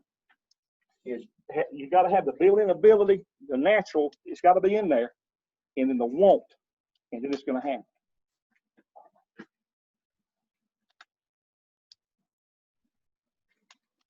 He trains people, manages panel building, and it's amazing. They've trained him. They give him. He's gone way beyond. He's learned a lot of stuff beyond what he's learned out here too.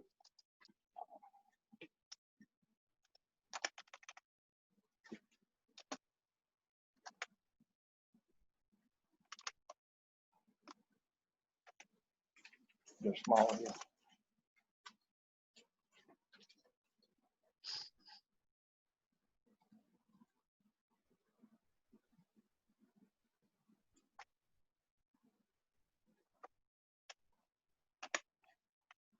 Okay, so we got a 3-phase circuit there. 3 hot wires, motor starter contacts, overload, motor, 240 volt, 54 amps, 20 horse motor, 350 foot run from the motor starter to the motor. Or the contactor, and it's called, for those of you who don't know about these, it's called the motor starter. It's got contacts and overload unit together. It's called a motor starter. So the question would be,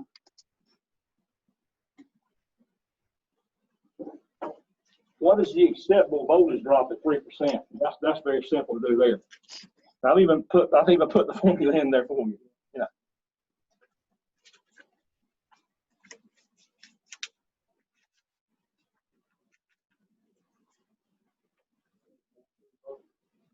Right. Okay. And then this formula, you're getting ready to use it, but you didn't use it there, but you're getting ready to use it. And stuff like that, it'll have to be in there. And let me also add my notes in here for myself that you need to 3-phase formulas. Okay, you have a good one. Include 3-phase voltage drop.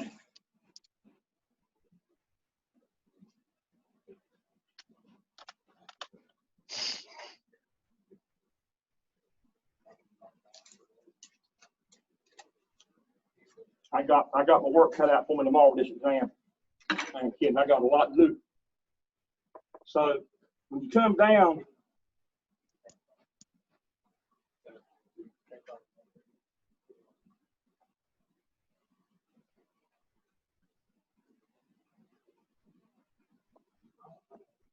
question 10 is this: what's the minimum size wire that can be used for this motor? So you want to get the circular mills, the circular mills, and then the AWG size. So look, you get the new formula is this. So for 3-phase circuits, Did y'all get that paper I handed out the other day, the paper? Yeah. That had all that in there? That showed the three-phase formulas? Yeah. Did everybody get with the formula sheet for three-phase?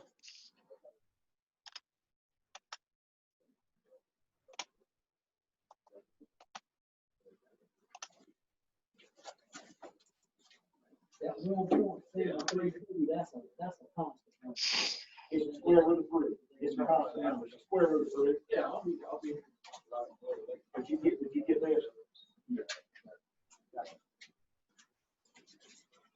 get this? The three-phase formula? I have them right here.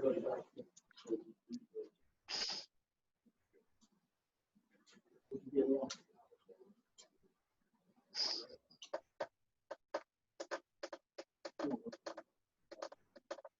Yeah.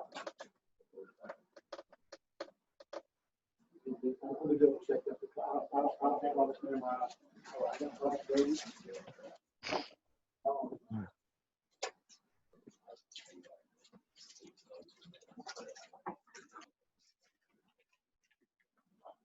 We're looking for the wire size first, right?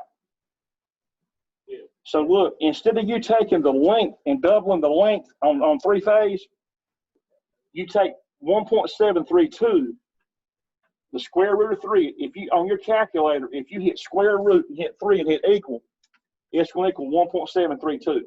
That's an engineering constant number that you have to use for three-phase. It's a fixed number. This replaces multiplying the distance times 2. You don't say length times 2, you say length times 1.732. There's actually 3 phases of voltage going there. And just in case if you didn't see this one time, let me show you something what three-phase looks like. Three-phase power, if you have an L1 and an L2 and an L3 line,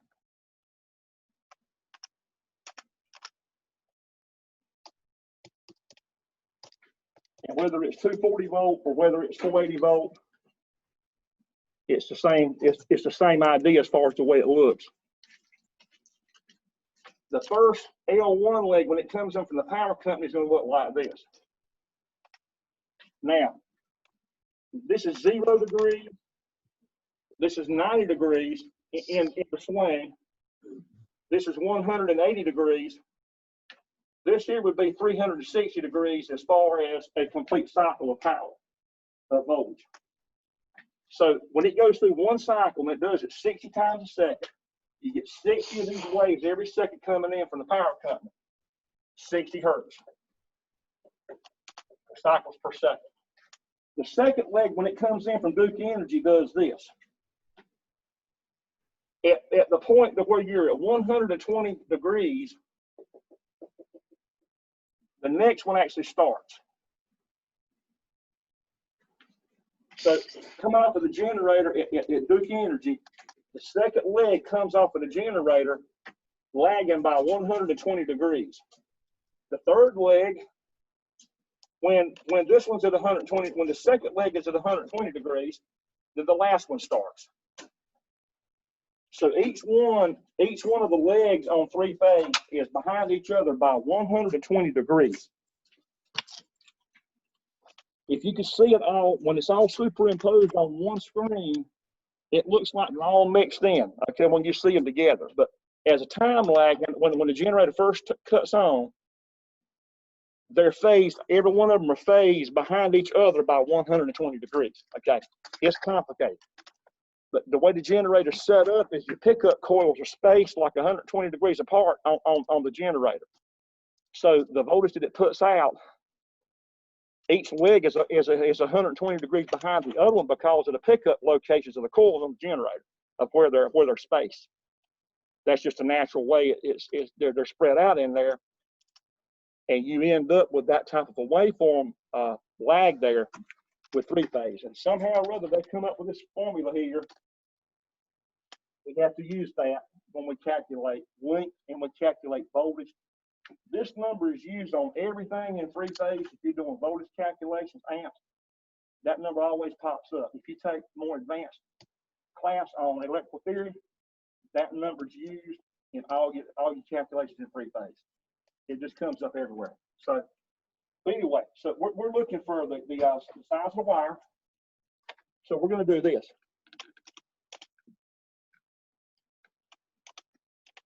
We're going to take the circular mills is going to be the 1.732 square root of 3 times K and then the I and then the L. So you still got KIL there, but instead of doubling L, you leave L as whatever just the single distance is, just the simple distance of the circuit. And then you put in this here, the 1.732 takes the place of multiplying the length times 2, divided by the voltage drop, and you get the size of wire. If you're calculating voltage drop, you put the square root of 3 in there with KIL on the top, divided by circular mills, and it'll give you the voltage drop. So now you've already got this part. You didn't even have to do anything other than this to do that. So the next part is the wire size. Wire size is going to be this.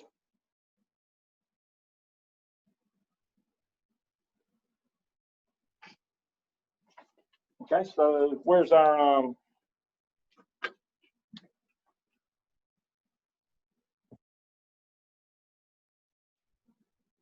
so our CM is going to be equal to what?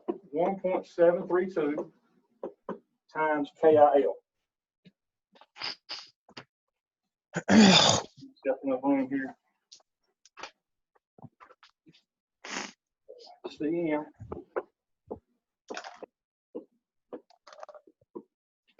The K factor is what? 12.9. And then the I, 54 amps. And then the standard length without multiplying. 350 feet. So we didn't have to double it because the 1.732 is actually operating to take care of that. It's taking care of that. And then you're looking for the voltage drop, and you just calculated that. That was 7.2. And so then it comes up to be what? 422,278. How much? 422,278.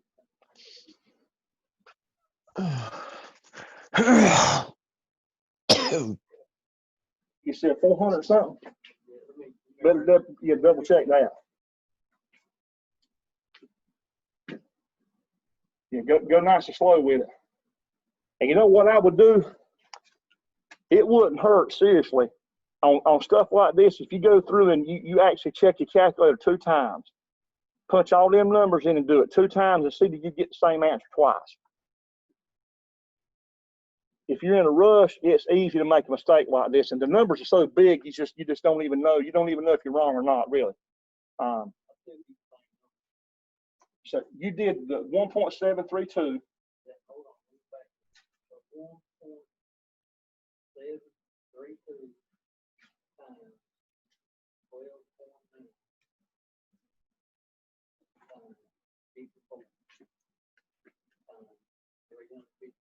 And then hit equal. And then divided by the 7.2.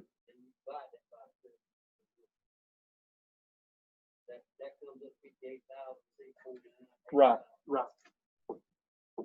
58 what? 58,649.85. Circular mills. Yeah, which is a number 2, right? Mm-hmm.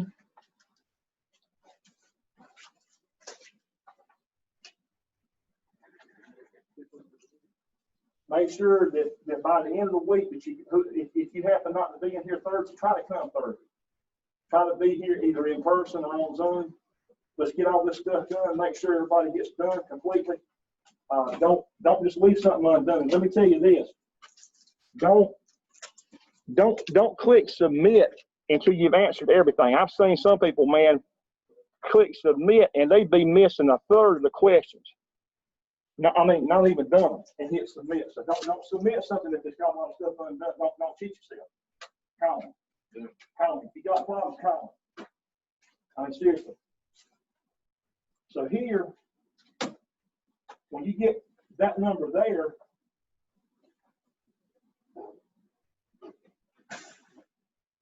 right, okay? Does everybody understand what we just did? Does it make sense?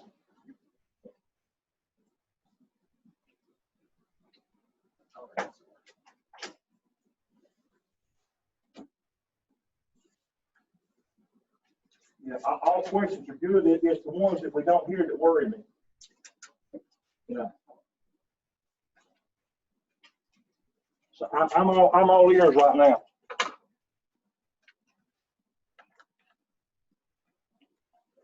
I'm all ears.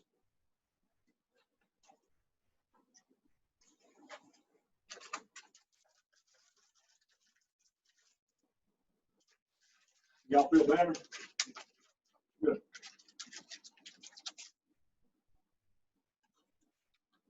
Tell you what I'm planning on doing early next year is I got to take a class on electric code to get my license renewed again. I'm gonna go back to the same guy that taught me electric code in Raleigh, Jerry Birch. I talked to him on the phone a little bit. That dude knows that code book, man. You go up to Raleigh, you take a weekend class with him Saturday and Sunday on electric code. He teaches the last weekend each month in a hotel on Capitol Boulevard. You get credit with the state board for taking that class. Like for me, for renewing, it'll be registered. And I ain't seen him since 2011 when I went. He helped me get prepared to go take a state test. I'm gonna go back up there again, take a renewal class from him to get my license renewed. That dude's good, man. He is Jerry Birch. If you ever want to try to get a license, man, that dude used to work on the state board. He used to write the test in Raleigh. He's that darn good. He can put you on point with this stuff.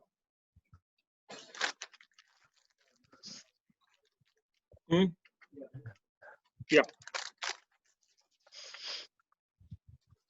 Which one you got? I just want to see it verified. I think I understand.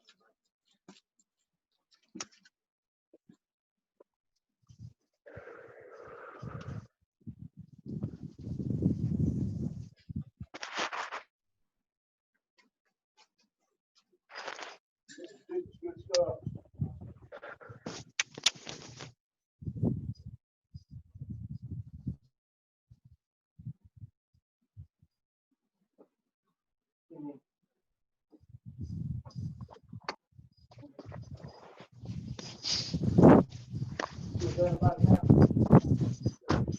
This stuff that you gotta have. You want to get a career on electrician like that.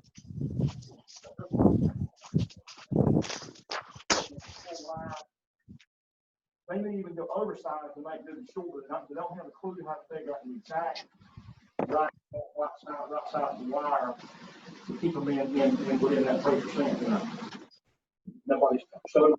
I'm gonna need help. Parallel. I Do a short with you.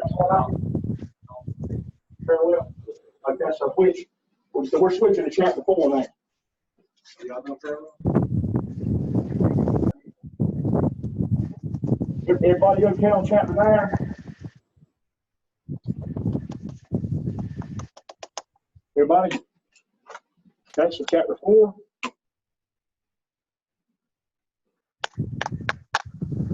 Man, I got my homework cut out for me tomorrow. Good gosh, I got to write. I got to get all this stuff here caught up on grading, write an exam. Not just for this class, but for MNC 110, the mechanical class. I'm thinking I'm doing Ruben's class. Woo! Not tomorrow, they got a lot of stuff in there. Woo! Mercy. Hey, I think you said on the 4th.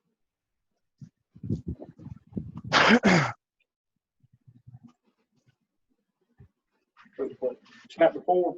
No, that's chapter thought you said we had to choose this one because the other one was so close to. But it fits the second ring. Number 4.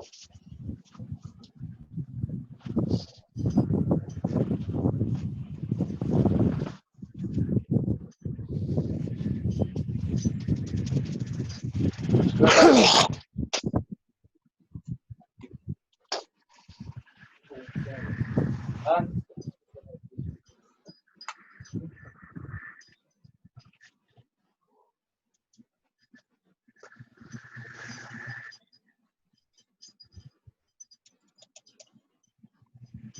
And when we did it at the class, you said that number B was too small, so you wanted to go higher.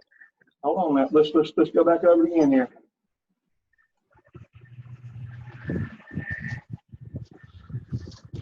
Let's, number which now? Number 4. Number 4.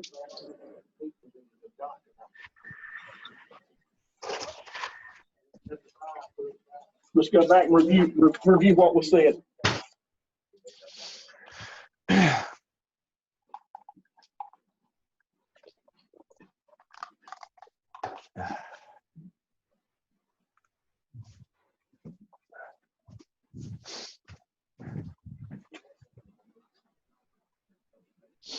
Number 4.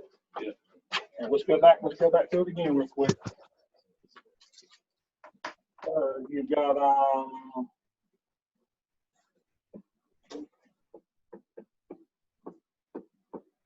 20 volts. You got a motor. And you got 100 amps. And 3%. Okay, it's 12.9. And you want to know the wire size. So what formula do we do?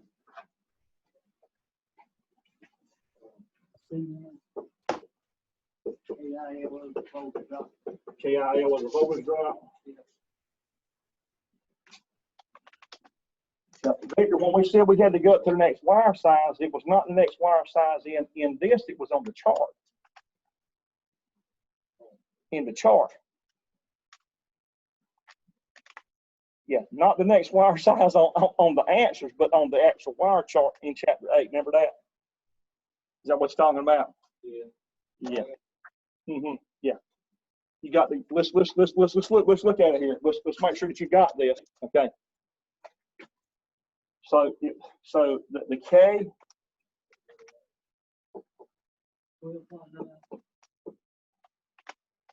12.9. And 100 amp. And 400 foot. And the allowable voltage drop, 3% of this was what? 3.6. Okay. And so what did it end up giving you in CM? 78,181. 78,181.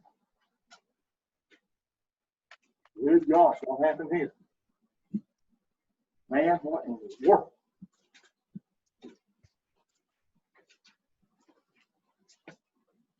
This thing drives me nuts.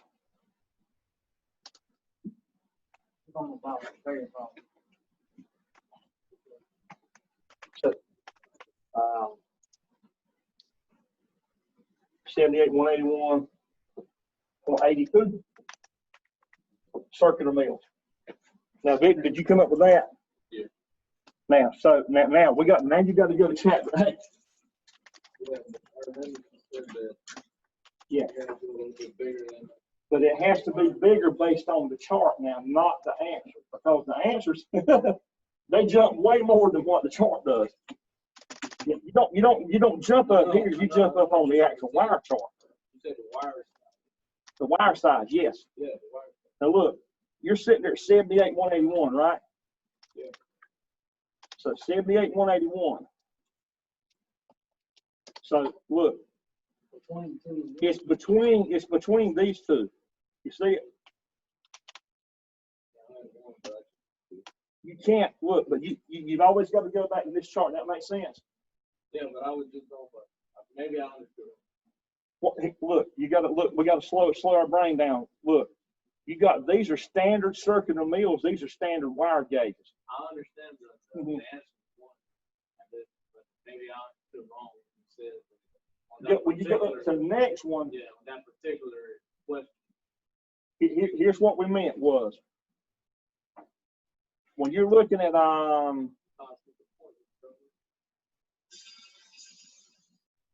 when you're looking at 78,181 on circular mill, 78,181. You can't use this one. That's not big enough. You got to go to the next one, which will be this one. That's where you got to be when you jump up. It's got to be in the increments that you got to see all the wire sizes that are made. That's a good one. I ain't never seen nobody do that. You won't never forget it, though, will you? Yeah, I mean, I understand that. Right. Yeah, that's one you won't never forget. I've never seen nobody do that, but I see exactly how you did it. I mean, I know exactly what you did is you went up here and then you jump. You jump for something. I don't know what you jumped to, but you put one off. I think what it was, you heard me say something, but you were actually looking at Moodle when you were listening to it. So you got the wires crossed. You bypass. You've been hooking too many jumpers up out there. What's wrong? Somebody's been showing you how to hook jumpers up. You got to bypass me. You cost me 1040. That's You, I'm missing you've been bypassing too many e-stops out there. Something going on. I'm missing number two because I can read this before Fish plate. You see it now? Yeah. Yeah, you won't forget it. Yeah. Yeah. You won't forget it. You got to be careful when you click, man. Okay, so we're going to chapter 4. Chapter 4.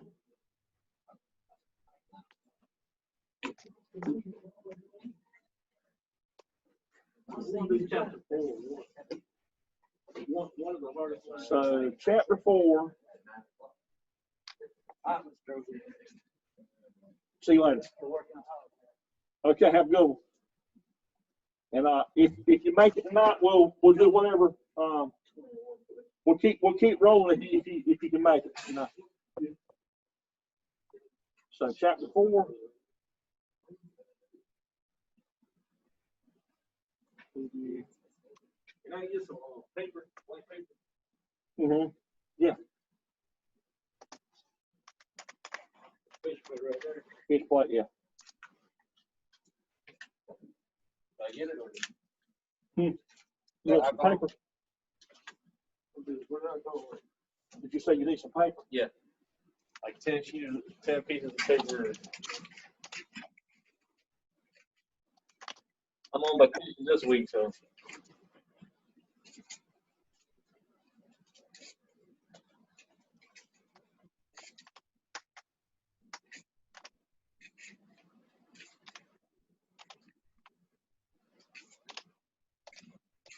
You know what? Perfect time if you'd be on vacation, man. That's why I did it, because I wanted to focus on This is you couldn't have done better. I mean, this is the perfect. right now. I'm the only electrician in Fort Department, so I don't. But that's what I decided to take this week. Good. That's good. That was a good move. That was very smart, man. You won't never regret it.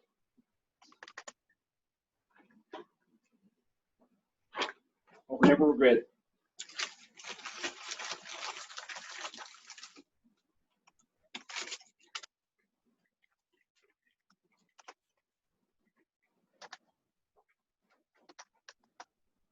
Okay, so we're going.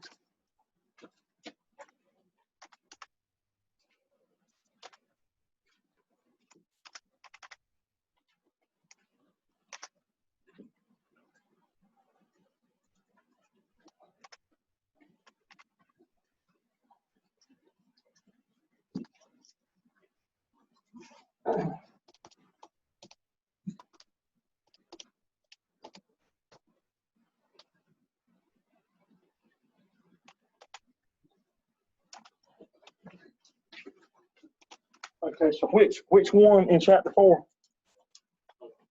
Trying to get there.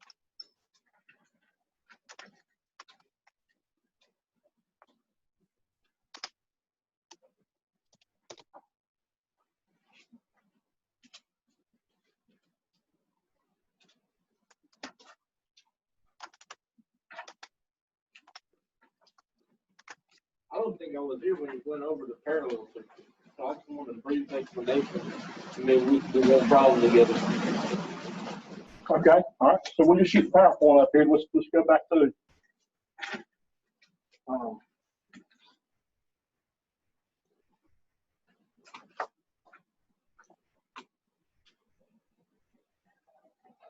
What time are you gonna lunch? somewhere between 9 and 6. I just need to leave, you know, as long as I'm eating back by 6. You wanna go grab you something? It's gonna take a little while. I'm fine. I mean, it's 2:17. I'm fine. We can do it. I just soon get this done. All right. And then, and what about you? Okay. We can do that. I'm looking at three. Right. Right. I mean, we'll be done with this by 3. I mean, you're not going to be. I don't think it's going to take you no longer than that. Once you catch the drift of the parallel, get in the swing with it, then you're going to know the formulas. There's only about 3 formulas you're going to work with. And you just need to use them a couple times.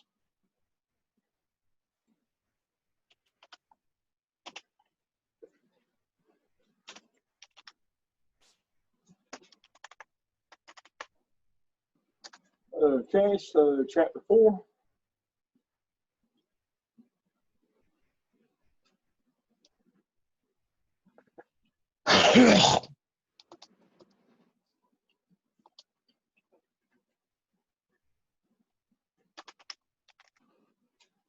Okay, so if we go to the beginning of chapter 4.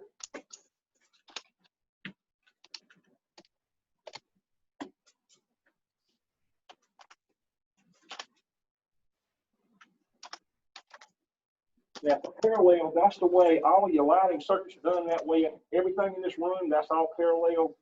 In your plant, all the lights are in parallel. That's just the way things are normally done on loads. Sometimes you see loads in series, but not very often. Series circuits where you are going to be in the control interface before the load. E-stops, you got a lot of E-stops in series, stop buttons, but as far as the load goes, most of the time, loads are really in parallel most of the time. But series is very popular on control. You know, limit switches, float switches, pressure, and all that. I mean, that's what's most popular. But here, one of the first rules about parallel would be that even if you have different resistances there on loads, that whatever that voltage drop is, whatever the voltage source is, it's going to appear across every one of them the same. Because if it's 120 volt, that 120 is actually touching each leg of the load with nothing in between, right? There's nothing to break it down, nothing to reduce it. Same thing on the common end, it's hooked to the bottom. So you get the same voltage across every one of them. That's rule number 1, is that whatever the source voltage is, that the E total equals E1 equals E2, so on. So that's your first rule.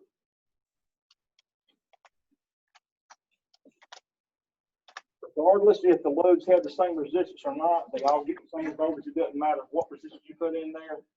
They're all going to get that same source voltage across them. So what about the formula on the bottom? Yeah, what that says is the E total equals E1 plus that it equals that they all equal each other. You don't add none of them together; they all equal each other. So E total equals E1 equals E2 equals E3 because they all get the same voltage. No, EM would be however many of them that you have. It could be 4 or 5, or it could be 100 of them. N just means however many of them that you do have. There's just 3, so it actually stops here. That you covered that up. But it could continue to 4, 5, 10, however many. Oh, okay, yeah. And N just means however many of them that you do have.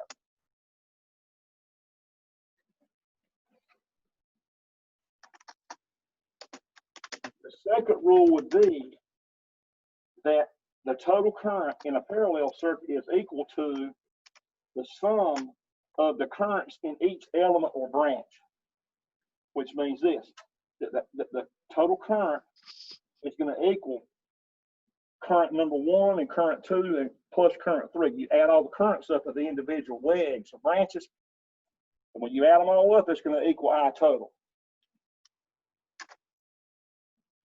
which would be whatever the current is in each leg, you're going to add those amps up, and it's going to equal I total coming from the power source.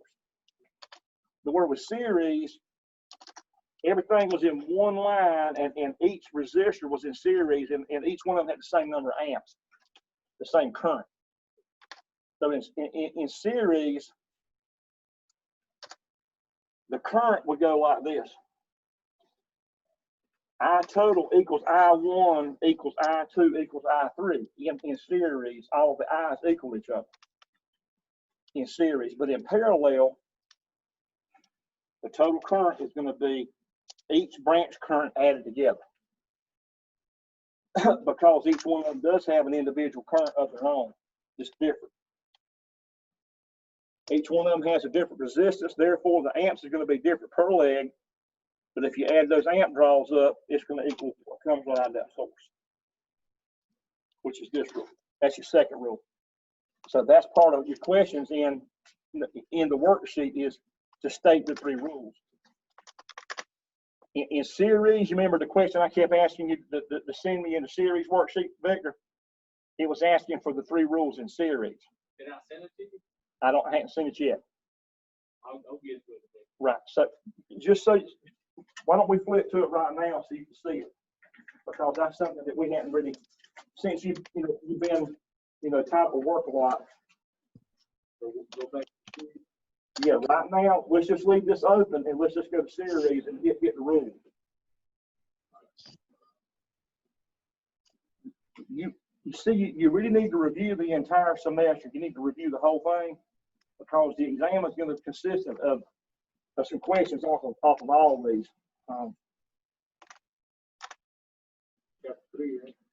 Chapter 3, series.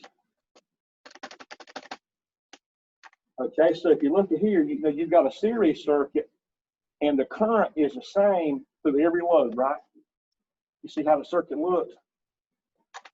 Therefore, the current's going to be the same through all the legs. You get different voltage drops across each load because they're in series. Now, when you go forward, the first rule would be for series circuits, the sum of the voltage drops across the individual resistors equal the total applied voltage, which would be, you go back here, you've got 6 volts right here, right? You got all the resistors are 4 ohms apiece, they're equal. That 6 volts gets divided up and you get 2 volts dropped across each one. See that? When they're in series. If you did that with heater elements, then that's what you would get. It would be a third of the source voltage would be dropped across each heater element if you did them in series. You probably would not do it that way. You're probably going to do them in parallel at your plant. Unless you're dealing with 3-phase, and it's going to be in a different, it's going to be either Y or delta in 3-phase instead of this. So which question do I owe you?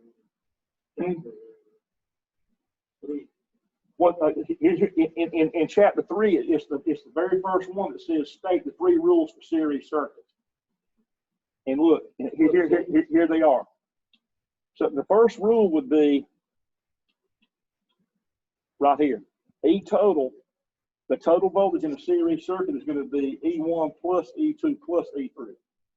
You add up those voltages.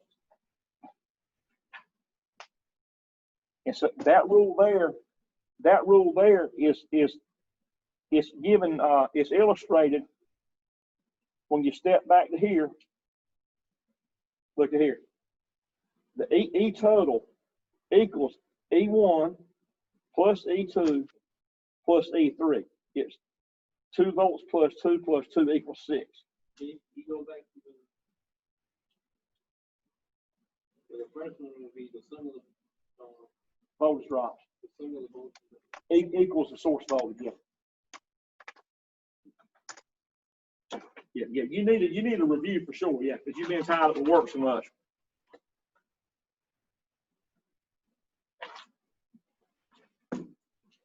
And it couldn't be a better time, I'm telling you, man. This is the time. This is the time to get it reviewed. This is the time to get it fresh on your mind again. And next week, don't drop it next week. You need to be all in it, man. Let get your brain soaked in this stuff. I mean, soaking in. Yeah. The more you review this stuff and the more thorough you are in the review, you're going to be more relaxed on that exam.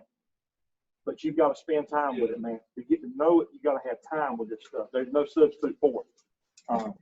Not the first one. It is. That's the second. Yeah. So I want you to explain what you're seeing there. So pretty much, what you said earlier that the I, which is amps, The total current. the total current for amps. So if in series you said that 1 and 2, or if you got a 3, they're all going to have the same amperage. The same amperage. It's wired, the voltage itself. Exactly. Because if you go back, you know, here or there, either one, here they're saying you got a half amp here. I total is a half amp. So you get a half amp through every one of them the same way in that single series circuit. It has to be the same number of amps. It's the same as flow rate in water systems. If you have a cooling water system that's pumping cold water through some machines, and maybe it's pumping through 3 items on that machine, and then it comes out of the machine back to your chiller. The gallon per minute flow rate through these devices is going to be the same, isn't it? So if you got 3 gallons a minute going through your machine, through 3 things in there, they're all getting that 3 gallons a minute water flow. So water flow is the same as amp. The flow rate of water is like amp. Amps is the flow rate of electrical charge. So it's speed. Amps is really speed as how fast the current's flowing. It's a speed thing, not pressure.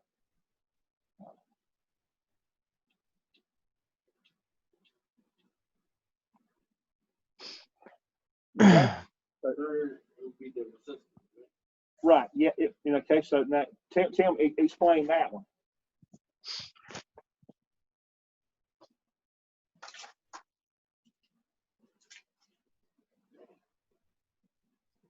Right. And all you got to do if you shoot me an email with those on there, then I'll put you down for having it. And I can see that you got it, that you stated it.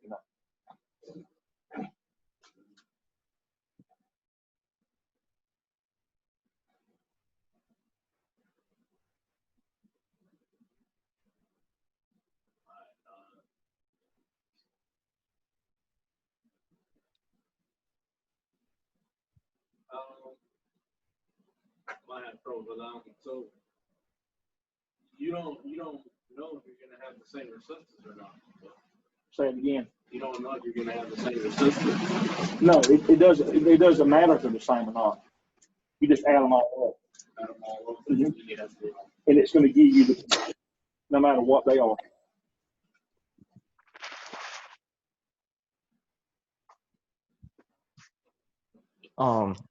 Whenever you get the chance, I just need to go over like 13, 14, and 15 in chapter 6. We can do that. Let's get him on this parallel real quick, and then we'll do that. Just a minute. Yeah, it's just whenever you get the chance. We'll do it. All right, Victor, you okay on those? Look up here. The total resistance here, R total, is going to be 4 ohms plus 12, which will be 16. See that? You flip back up to here. What's R total?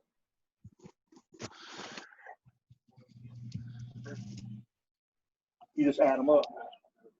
That's it. That's your 3 rules for series. Yeah. Okay. You good to go? Another question. Then the last 2 in that series, was having to do with, remember that board we had out here that Jamie had? We had 4 light bulbs in series, and we had one of them with a bypass and one of them with an open. Those 2 questions there. And I don't remember whether you were missing them 2.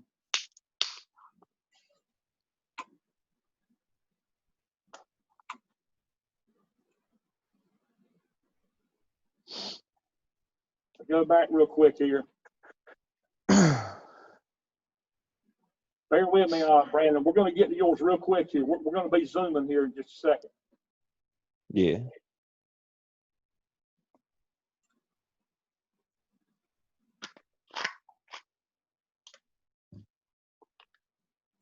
Victor, I'm pulling yours up right now. So look, you were missing the last 2 as well. You see up here, Victor? 10. 4 loads are in series, and all of them fail to operate. And you're going to read 0 volts across the first 3, and you read 110 across the 4th load. Look, we had 4 light bulbs out there. And he read voltage across all 4 of them. The last bulb fixture read 110, but the rest of them read 0. So keep that in mind. And then this one, the same 4 light bulbs. They're in series, and one of the loads fails to operate. In other words, one of the light bulbs didn't burn, but the other 3 did burn, and they're in series. The voltage drop across each of across the other 3 devices is 40 volts. So look at here. You had 4 bulbs. The first 3 were burning. The last one didn't burn. You read 40, 40, 40, and you read 0 across that, and it didn't burn. Now that you got to kind of say what kind of fault did you have there, and we actually did it out there on the board. But look, you got 120 volt, and then you read 40, 40, 40, and then 0. Go to the last page on series.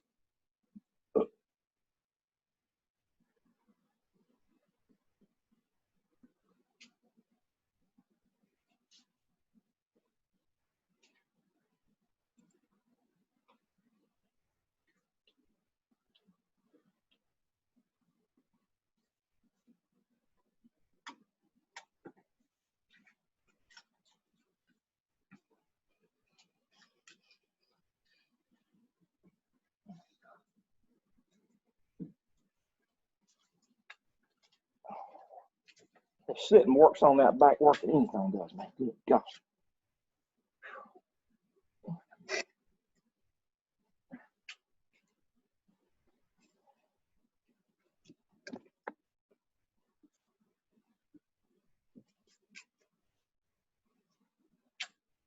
Here's what we had to do.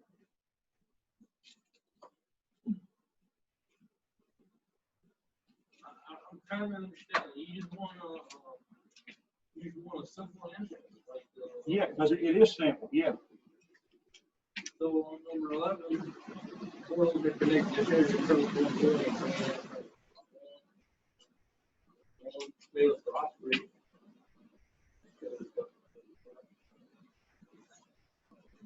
Maybe a short circuit.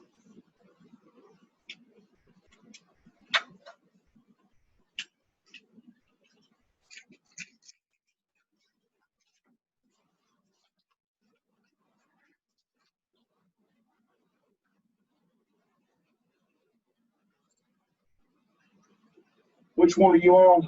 11. One of them fails to operate, and you had 40, 40, and 40, and what you say it was? Yes.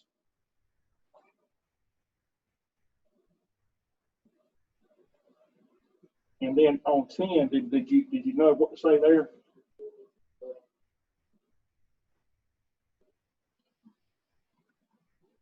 Here, So if they reach 0, that means it has to be open. Right. Well, you read 0 across the first 3 loads. And the last load, it read 110. So here's basically what you have. 4 bulbs in series.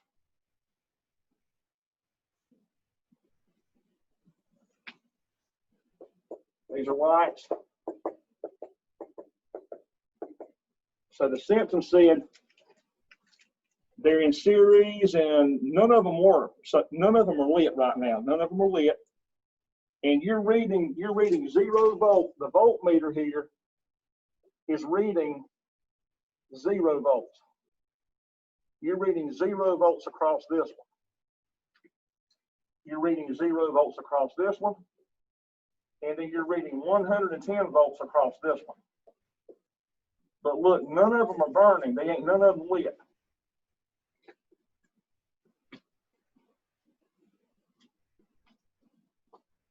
So none of them are lit. And you're getting those voltmeter readings, you're getting a reading of 110 across that one. It's the open because you're gonna read through it through the neutral. Right. Yeah. This one is actually burned open. It's actually burned open right there. Yeah. Now, so you need to put all that stuff in writing and send it, then you can get credit for finishing that. I already got it. Yeah. Yeah, that's what all that was about. And Benjamin, I think you may be one of the ones I was trying to get to finish it too. I think didn't I send you a message about it? Well, I mean, I think you also were missing. Somebody else was missing something on series. I don't know who it was. I finished my Worksheets on series. Okay, so it might have been McGill then. Somebody else in the class was missing. I think maybe the same question. Well, I think I was too.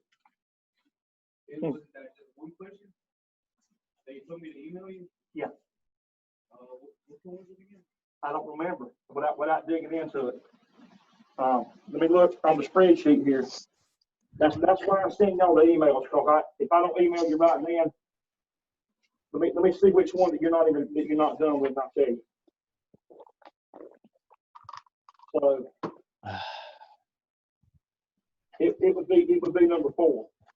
It's parallel.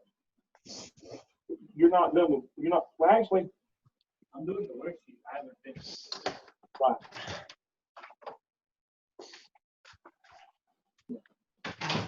Series,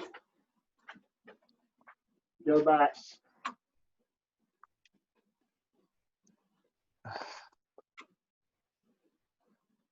Brandon, don't give up yet here. Oh no, take your time. Yes. I ain't got nowhere to go, so. Right. Let's see. Let's check here on Benjamin here. Series results.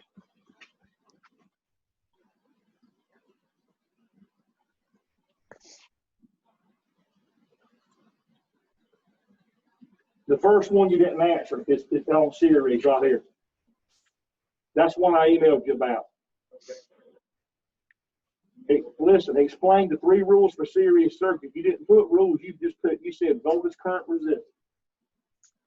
When we just went over about the rules, I was looking for rules. Okay. I'm just emailing you. Right, you need to email me the rules, yeah, the complete rules. And look, those rules are, look up here again. That's one of them. R total equals R1 plus R2 and so on. On the current, I total equals R1, I equals I2 equals I3, they all equal. Do you like pecans, Mr. Durwood? That's what I'm looking for. That's the rules. You want the formulas? You can do the formulas or you can explain it. Okay. Because that is the rules. I mean, that's the actual rules. And then the first one, would be that E total equals E1 plus E2 plus E3. Those three formulas actually is the rule for series. That is the rule. You see it? Now, probably what happened was is that when I went over it in class, you couldn't have been here. Maybe I'm not sure what it was, and that's what happens if you're not in here. That and if you hadn't watched the Zoom recording, then you would have missed this. You know. So, All right, I hate to leave that. okay, good. Yeah, I just heard something dang there. Okay, everybody good there? That's got us on series. Let's click on. Let's finish up what whatever questions that you had on parallel, because we were on that first, Brandon. We're going to finish up his parallel, then we jump to 6. Okay. I take it whoever's first in line and whoever speaks up, and then we'll go. If you got to go over some couple of questions with them, see, go ahead and go on at 6, and I'll look through 4, and I'll find some good questions to ask you. If you got to go over him like 2 or 3 questions. How many do you have, Brandon? Just 3 of them. Just go ahead and get that over. I'm gonna let y'all decide that. Okay. He's gonna say, let's go ahead and do it, Brandon. All right. All right. So we're gonna shoot to 6 then. Hey, do you like pecans, Mr. Durwood? Do like what? Pecans. Pecans? Yeah. Yeah, I do, but I don't. We got pecans at home, man, that ain't even been shelled from last year, to tell you the truth. Yeah. I'm gonna take a picture of all these pecans I got and send it to the group chat. Huh? I'm gonna take a picture of all these pecans I got and send it to the group chat so y'all can see how many we got. Oh man, I love them, but I don't have time to shell them. You know. So, do you have them in your yard? Oh yeah, we got like 3 or 4 pecan trees. That's nice, man. I love them. I love pecan pie for Thanksgiving. That's probably my favorite one. With some Cairo syrup in it.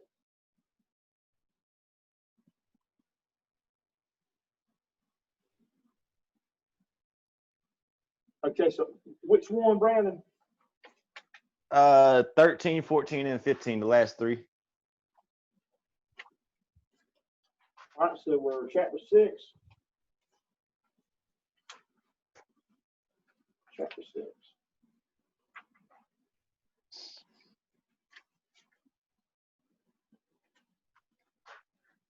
Okay, we'll go to 13.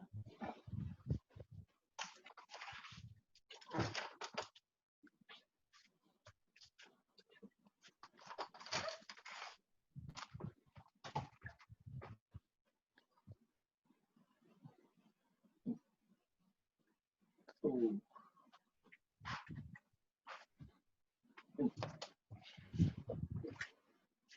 I've left my cane over here.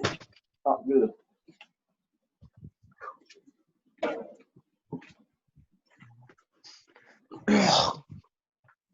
Okay, so here we go.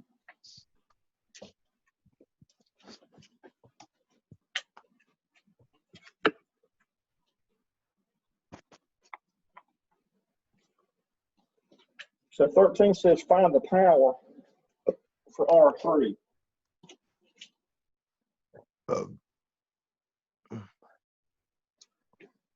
So we're looking now for the wattage of R3. Mm-hmm.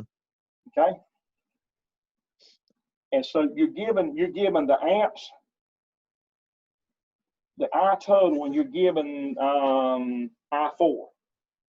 So that's what you can go from. You have this current and this current. So just very simply, if you want to calculate anything in this branch, you're gonna need. You're not giving. They don't even tell you the voltage at all. So you can't rely on voltage. But you can say, if I have 9 amps flowing up to this point right here and it splits, 7 amps goes that way. How many is going this way? 2. There has to be 2 going that way. Okay. And then you can figure this amps and this resistance to get the power for this. Yeah.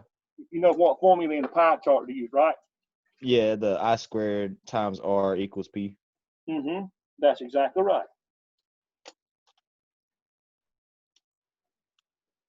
Okay. So when you do that, you're saying I squared times R, which would be 2 amps squared times 3 ohms. Mm-hmm. And what did that give you? Hold on. 12. 12 watts. Yep. So the next question on 14 is asking you for what? Hold on. I'm still typing in the answer for this one. Oh, okay, yeah. Yeah. Okay, and then total power in watts for the entire circuit. Mm-hmm. So there's going to be a power consumption for each one of these in watts. Mm-hmm. And you're going to have to figure those up and add all those wattages up, and it's going to give you the total power. Okay. And so basically for this one, 9 amps flows through this, right? Yeah. That 9 amps and 10 ohms, that's, you know what to do there to get wattage for this one. Yeah. Mm-hmm. And then for this one, for R1, the 2 amps and the 6 ohms, you can do the same I squared R to get a wattage for this one. Okay? So what did you get?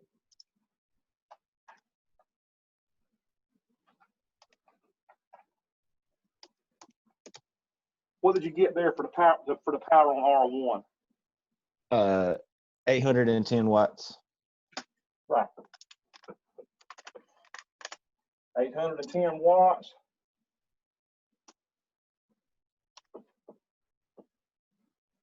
$12 watts there, and then the wattage for R2.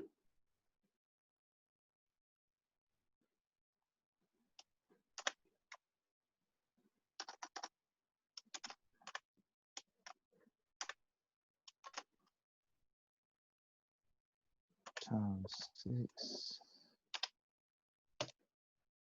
4 times 6 equals R2 would be 24 watts. That's right.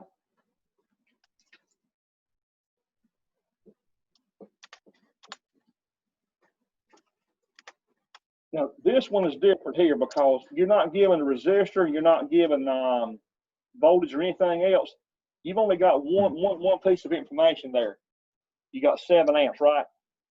So what you can do is you can calculate the voltage drop across that by knowing the voltage drop across these two in series. So how can I figure the voltage drop across this one and then this one separately? If I wanted to know E, the E for this one.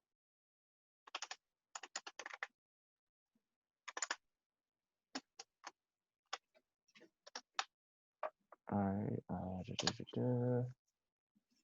We would probably have to find the volts going to it. Right.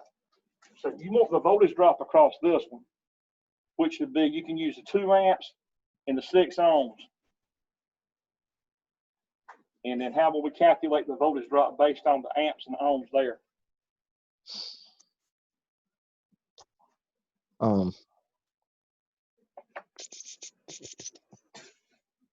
If you go back to your basic ohms. I times R, amps Exactly. times the resistance. Exactly. So your voltage would be how many volts? Let's see, 2 times 6, that would be 12 volts. Right, 12 volts across this one. And then you have 2 amps and 3 ohms.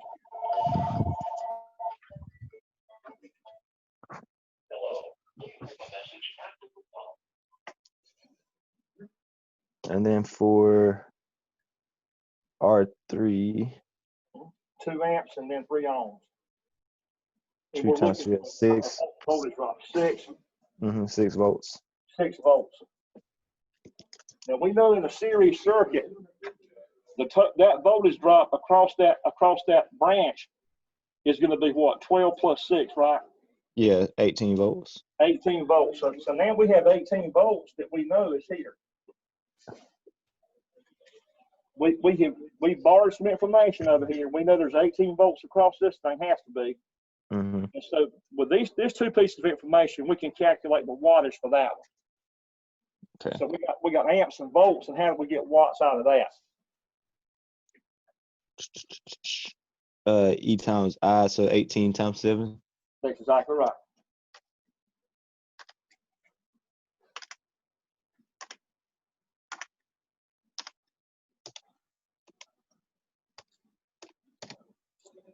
So that'd be 126 watts. 126 watts. So you're going to add all the wattages up, the 810, the 24, the 12 watts, and the 126. That's going to give you total wattage.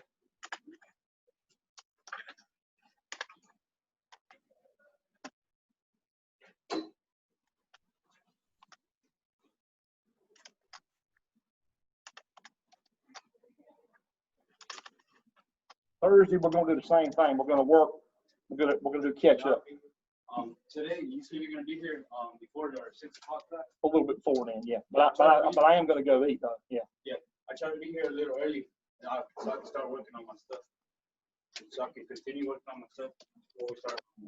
As far as working on this stuff. Yeah. Before residential. Okay. I'll be here like, Okay. I don't know if I'll be back here at 5 or not. It depends on what time I get out of here. But I'll be back probably by 5:30 anyway. that's fine either way. I'm gonna start by myself. You can go ahead and start on them. As soon as I get done and eating and I have time to rest a little bit, then I'll be right back. All right, I'll see you later. Okay, buddy. Thanks for coming.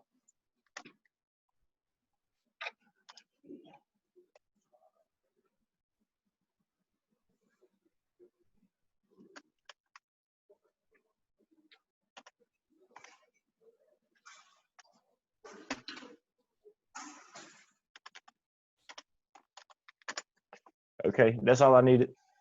Because we figured out the last one whenever we figured out the other That problem. last one, you've already figured the last one, yeah. All right, that's all I needed. Okay, good. Good deal, man. We're gonna switch on back to chapter 4, and again, try to get in and catch any of those sessions, the recordings. Mm-hmm. And when I go in at the end of the week, I'm going to go in there. So far, I haven't checked who's watched what, Yeah. but I've got to do it by the end of the week to actually finish up the web attendance. And so anyway, all of that counts in there. It's traceable. If anybody does an audit on this class on what I put down, they will be able to tell. So Yeah. So it's important. I'm trying to remember what day it was that I didn't cut, that I started this quarantine, so I can remember which one I need to go back to. Yeah, I can tell you which days you were here. Yeah, when was the last day I was present at campus? Yeah, I can tell you that, but as far as me knowing on the recordings, I haven't gone back and looked at all that. I just honestly haven't had time. So the last,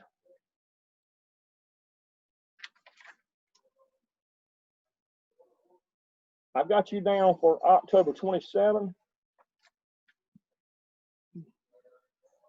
Okay. You were missing. Let me tell you the ones that I don't have you down for. You got something to write with? Yeah. So you were absent, according to my papers, on August the 27th. I got a question mark on September 1. I don't know if you were or not. September 1. September 3rd, I've got a blank, which means I got to go back and see, did you watch the recording? Yeah. For September 3rd. And also September 10, there's a blank. September 17, there's a blank.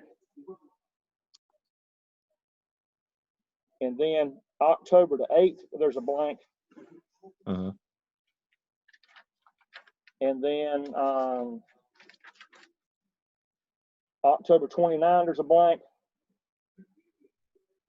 And then November 3rd and November 5th. There's a bunch of them, yeah. I have not been watching it close, and technically you can't miss for 5 days Uh-huh.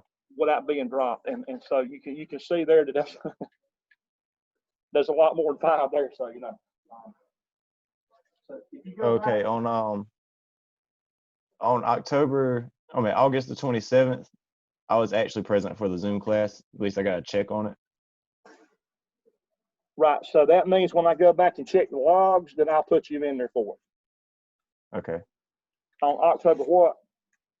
27th. Oh, August Yeah, I 27th, got my you bad. down, but on the 29th, I didn't though. I meant August 27th. August 27th. Yeah. You were on And the Zoom? yeah, I think I was on the Zoom class. I mean, are you actually seeing that in there? Yes, sir. I'm on my pulled up my class stuff.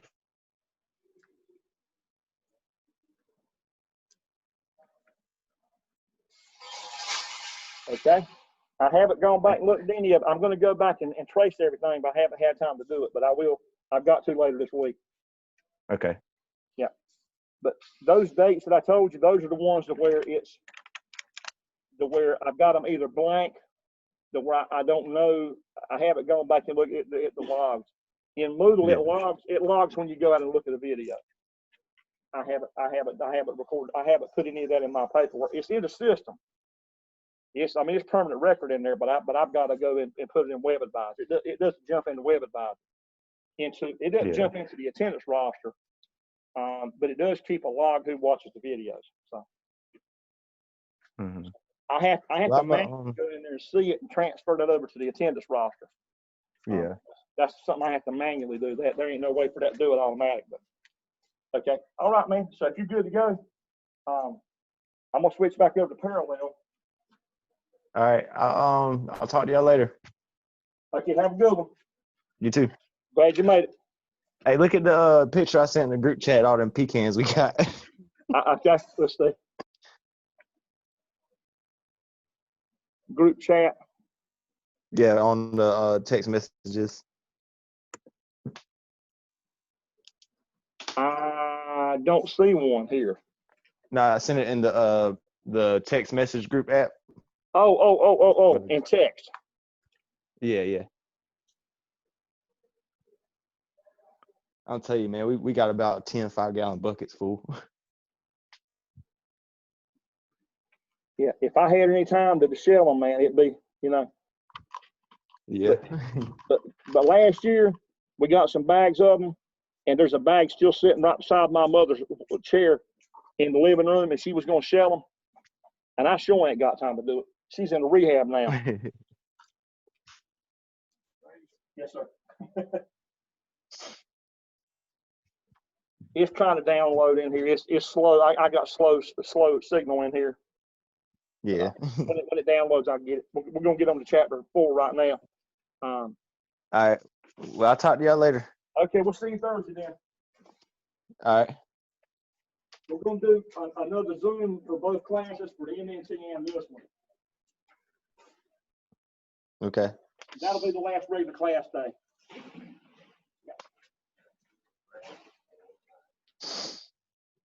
Huh?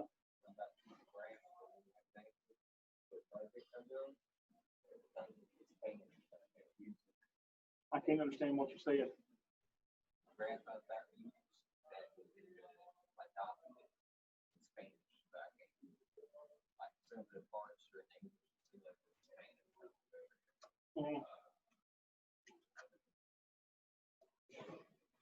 You're talking some other class, ain't you? Okay. Okay, so Victor, we're gonna go back to parallel now.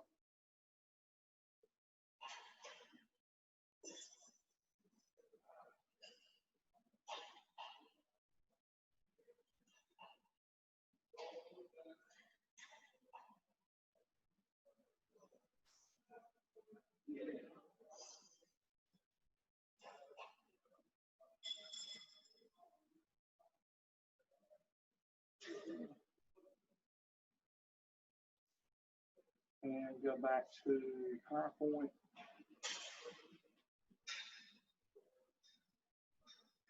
Okay, so we're back to the parallel now, Victor.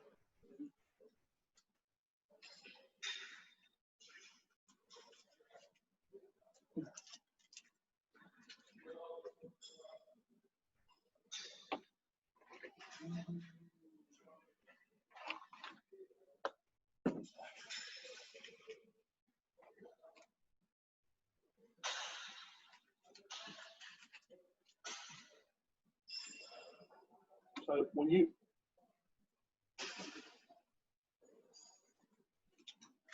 do you want me to give you the run over of the chapter? Explain how to do the figures.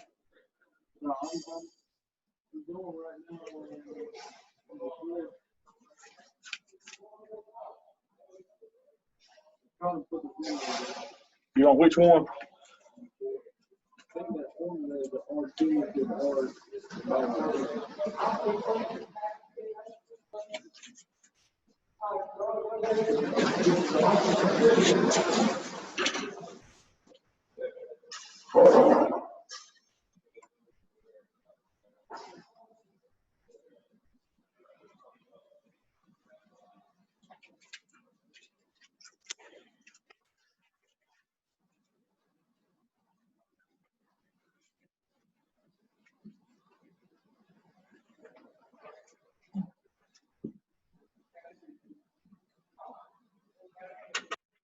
Okay, it's number 4.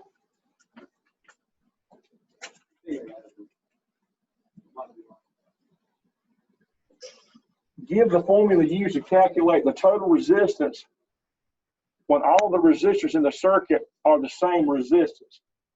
RT to R equal to R divided by N. I got that. I got those. They're different is the 1 RT equals 1 R1 plus 1 R2. Which one are you on now? On the next question? Yeah, I've got that too. I'm on 6. 6.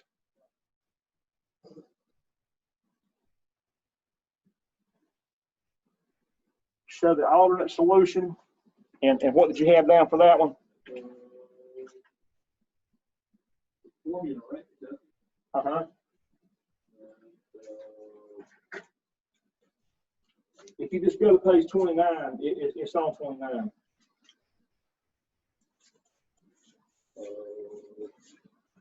RT equals R1 times R2 divided by R1 plus R2.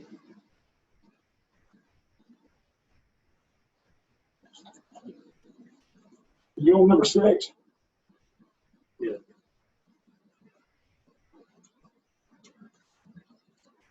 It sounds like you just quoted the one product over sum. If you quoted product over sum, Yeah.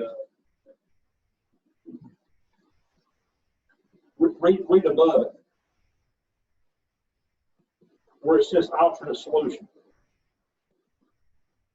15 RT. It's just only work.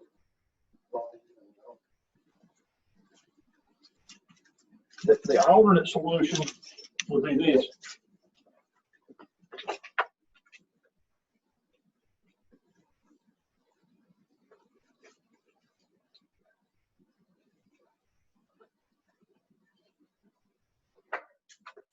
You got the first one, when they're all the same, the R total is going to be, it's going to be R divided by however many of them that there are.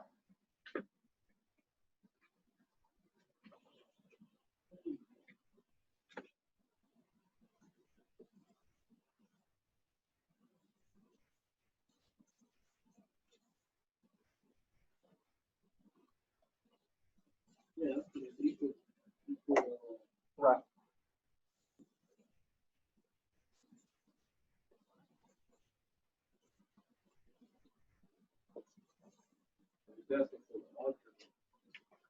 Right. The alternate would be this. Now, when they're all the same, if you have 3 up here, if you got 3, it would be R divided by 3, right?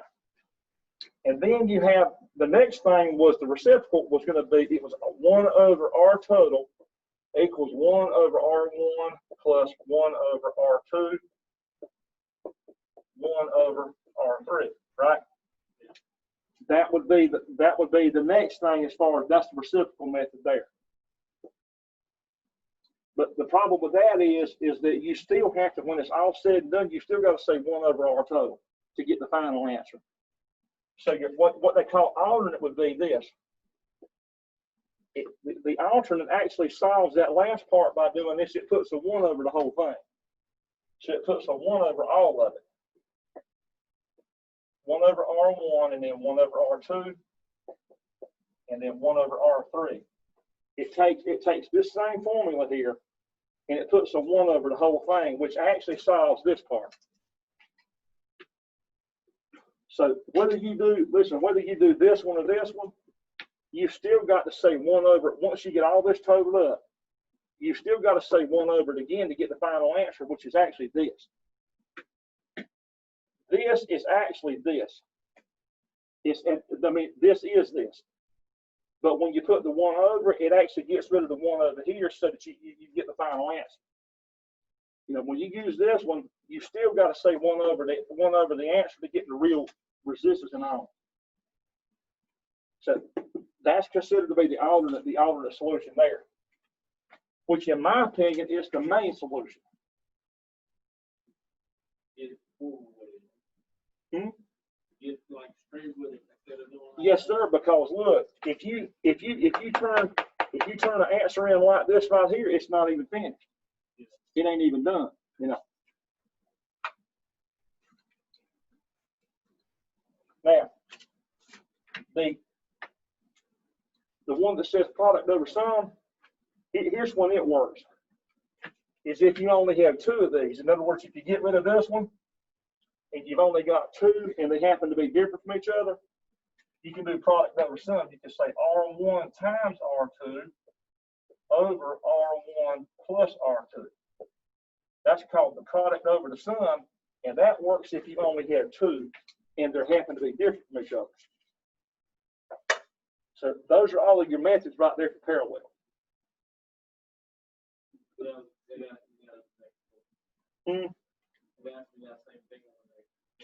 Right, the product over sum is this one. This actually equals R total when there's only 2 of them involved and when they're different from each other. But let me just say this. Let's say, for instance, if you just had 2 of these. Now here's what would actually work. Seriously, watch this right here. If you got 2 of them and they're different from each other, you can use this one or this one or this one to get the same exact answer. You get the same answer on all of them. But when you use this one, you still got to say 1 over the final answer, and then it gives you this. You know. But either one of these will give you the same answer. We did some of that on the Zoom session when I was doing the parallel. We did some of it to prove that you could get the same answer.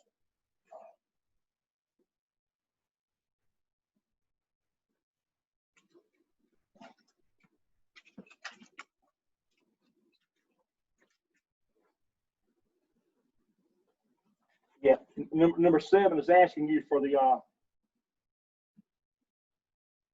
it's asking for the product. They're the same.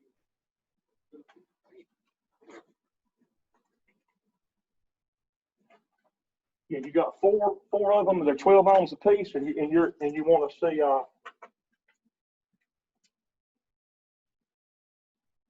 so look, you need to go with that simple method, right? The simple one, the first one.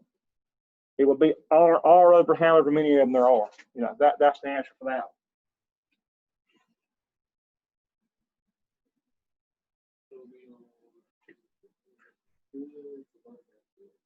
That's it.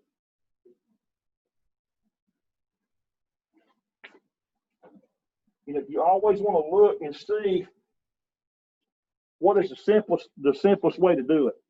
You always look for that simplest way, you know. And so that, you know, that's obvious that you can there. Now on 9, you got to go, you've got to go with your, you're best off to go ahead and go with your alternate method here.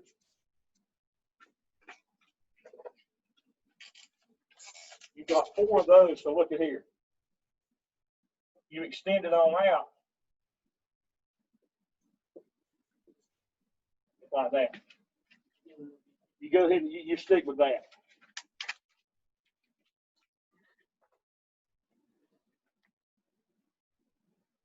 Just get rid of that.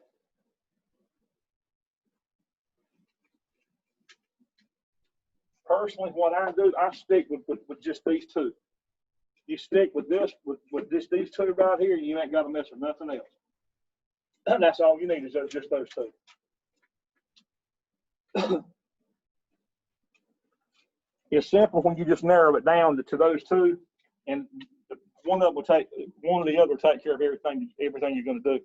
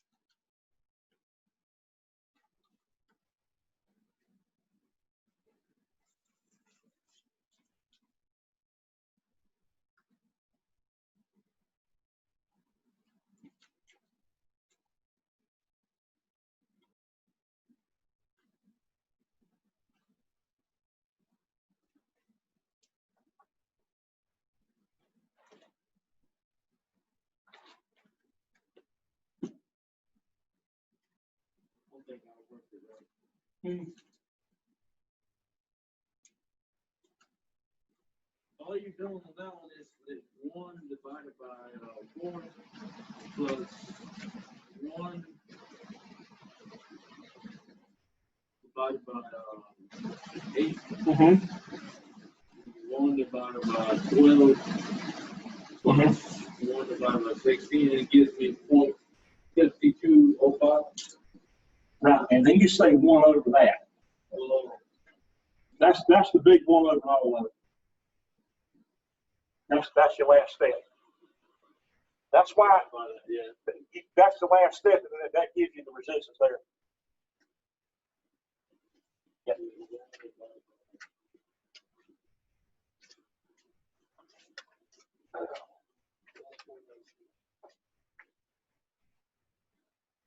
How much? That's it. That's your total resistance. Yeah. So what you find? So I got to show a calculation for this question. Well, I got to type over. That's what I've been asking people to do. If you can get it in there. If you want to just go ahead and solve them all, and then go back and punch in your formula, that's fine. Because while I'm in here, instead of taking time to do all that right now, make sure you can do them, and then you can kind of back up. Don't hit submit. I'll probably forget.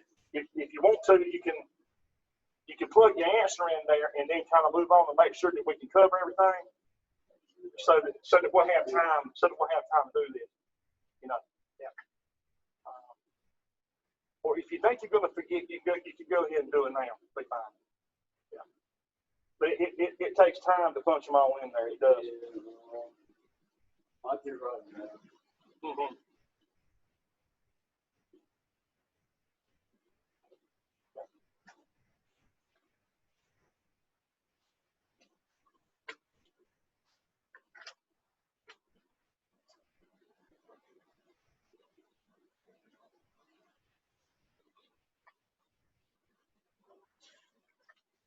You need to be writing down anyway. Seriously, you need it that way. Yeah, that you sure do need that. You really do need it.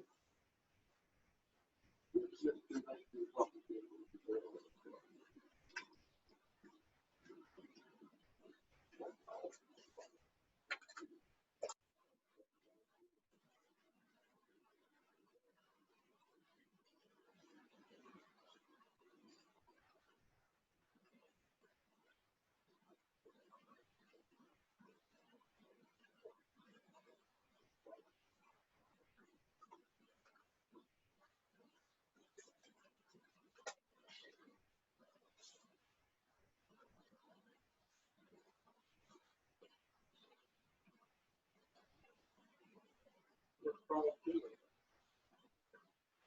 Which problem? Number 10. Disconnecting the problem too.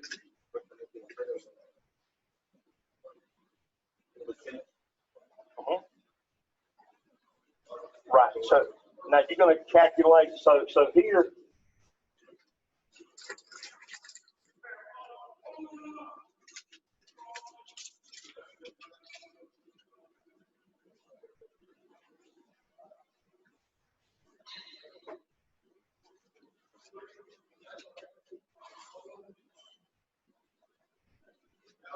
So you got 110 volt,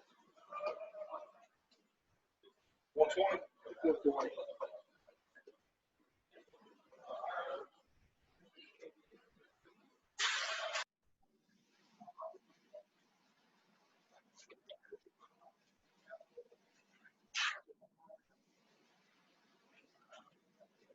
Well, I'm trying to see the problem too. Question two.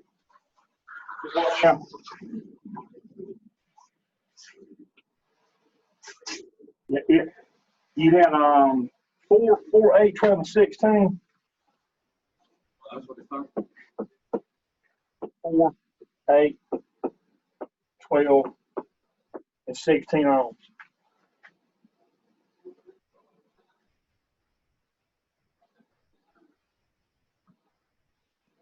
So now we're going to answer these other questions. We've got the circuit up here. Calculate the current through each resistor. So it wants to know the individual currents of each one of them. So you take your 120 and each resistor and get your different currents, right? Yeah. I was just trying to figure out what it was talking about. One problem. I guess number 9. Yeah, it says 2, but it's the previous one. That's what I was. What it is, I copied and pasted that out of the original, and the numbers are different. Yeah, I'm sorry about that. Yeah.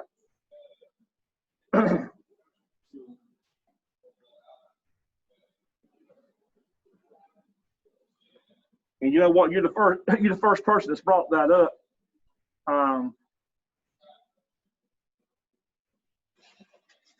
I need to go in there and fix that, man.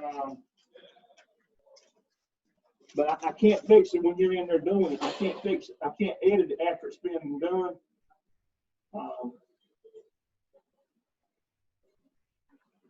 What it is, the original worksheet didn't have some of the questions that I put in the beginning. I mean, I added some questions in the beginning, like about the rules and all, and it actually made the numbers be different. So that's what happened. Sorry about that.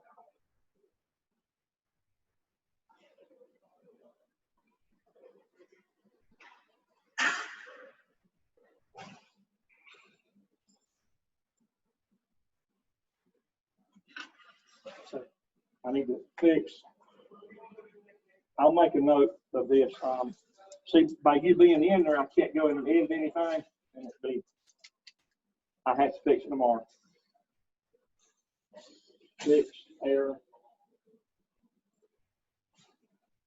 Yes, we want to worksheet 4 number.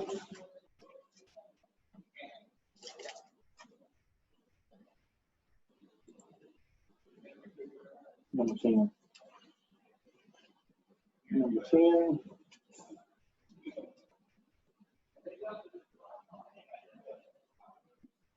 Referring back to number 9. Not number 2. So it's referring to the previous one. Yeah, sorry about that. Nobody has even mentioned that.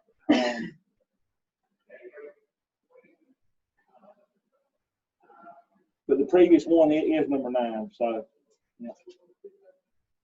yeah, I'll fix it tomorrow. I'll fix it when nobody's in it. It'll be. Yeah, tomorrow is everybody's day off as far as from here, and I'll be making up an exam for this class. I'll be grading all your last papers and stuff. So, Anyway, I got work cut out for me. A lot of stuff. A lot of stuff.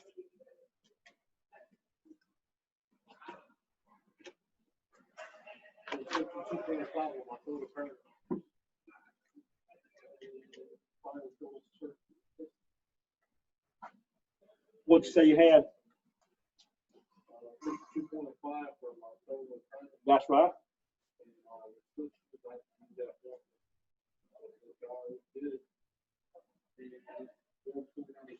That's right. And then the resistance through each, did you put the resistance for each resistor? I mean, the current for each resistor. Yeah.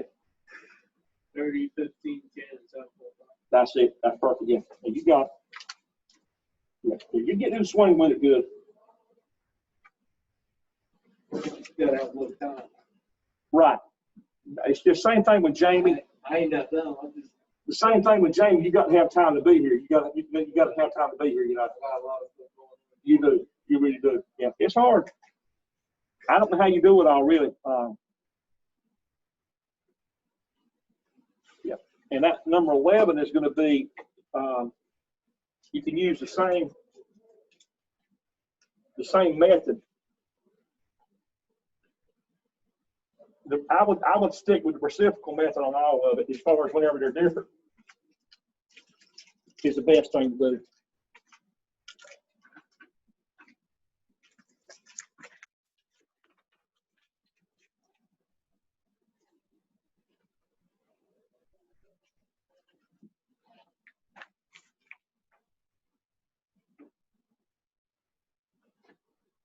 So you've got a 10, and a 30 in parallel.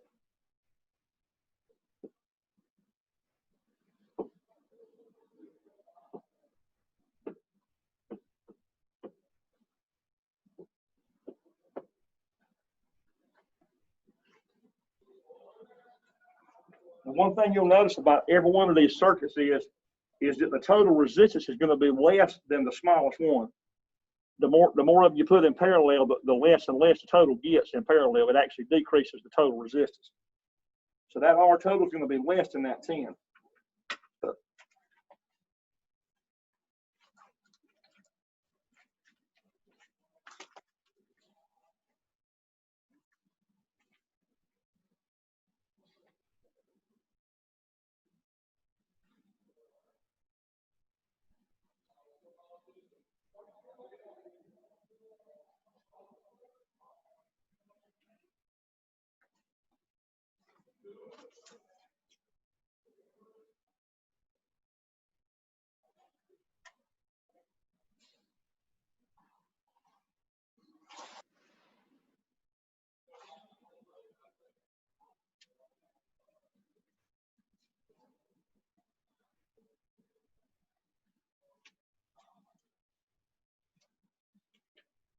It'll be silly.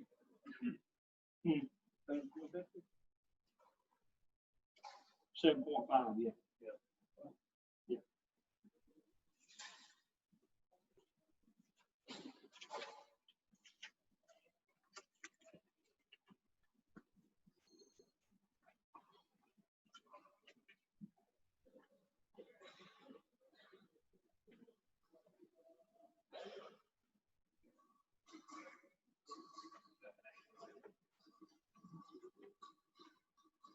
So now it's referring back to that same circuit, and it's giving you voltage now.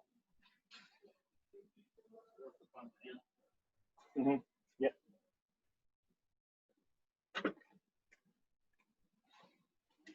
So you've got 150 volts.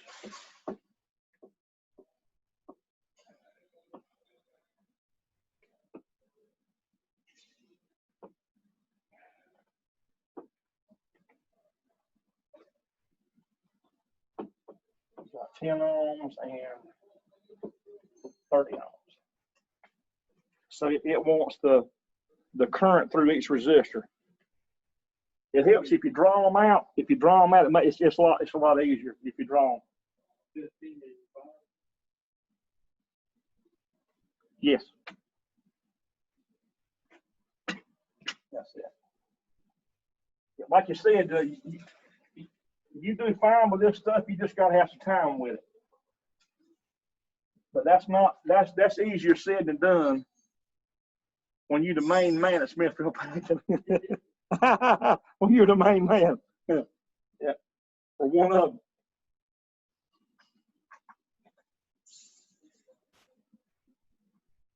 Now, this one is actually simpler than you may think. Yeah, don't overthink it.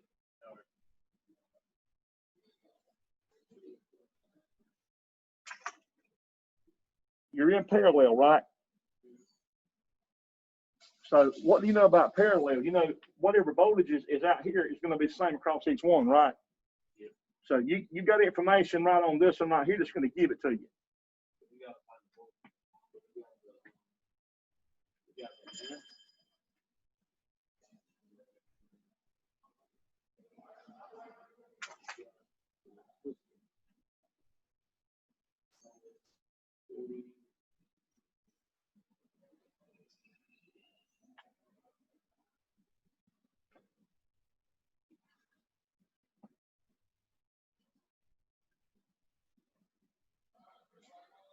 I'll figure it out for 40.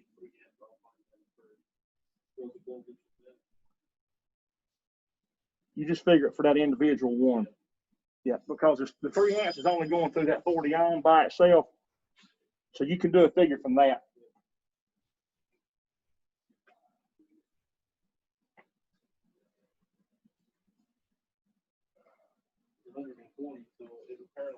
That's exactly. Now you got the right idea. You don't have to go any further than that. Some people try to go in there, they'll do reciprocal formula and they'll use that 3 amps on the whole thing, but you can't because it's just for that 140 ohm. Yep.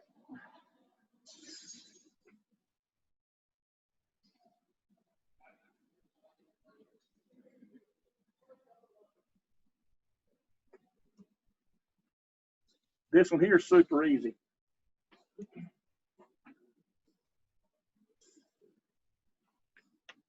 If you look up here, you have you got 15 amps total, right? You got 3, 6, and you don't know here, but we know that if you add them all up, it equals 15, right? Yeah. So that's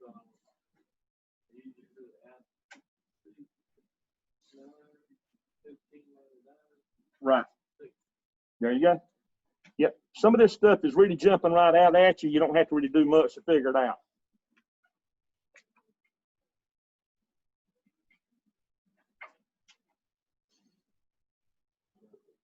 Are you gonna be locking up the black?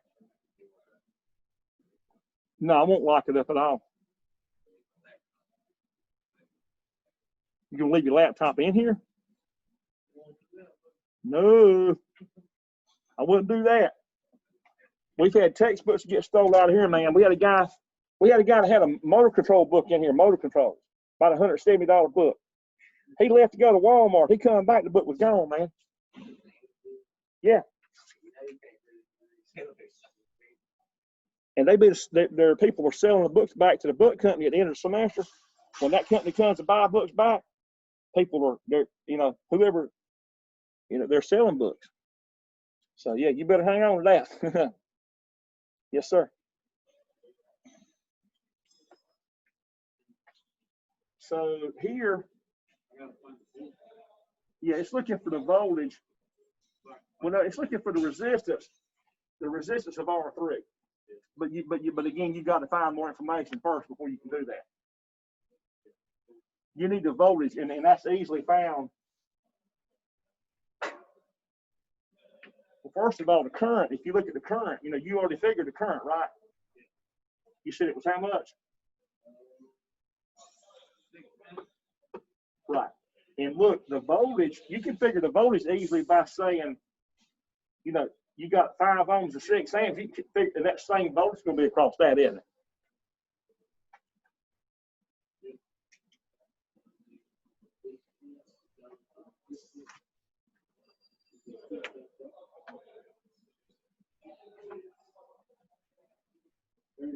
That's right. So it's 30 volts across it. And you got 6 amps, so now you know how to figure your ohms now.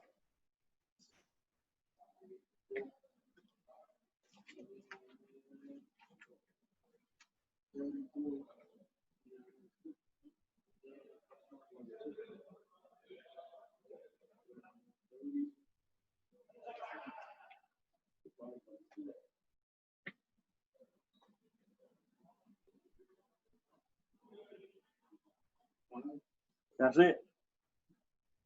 Very good. You're cooking with gas, man. Cooking with gas.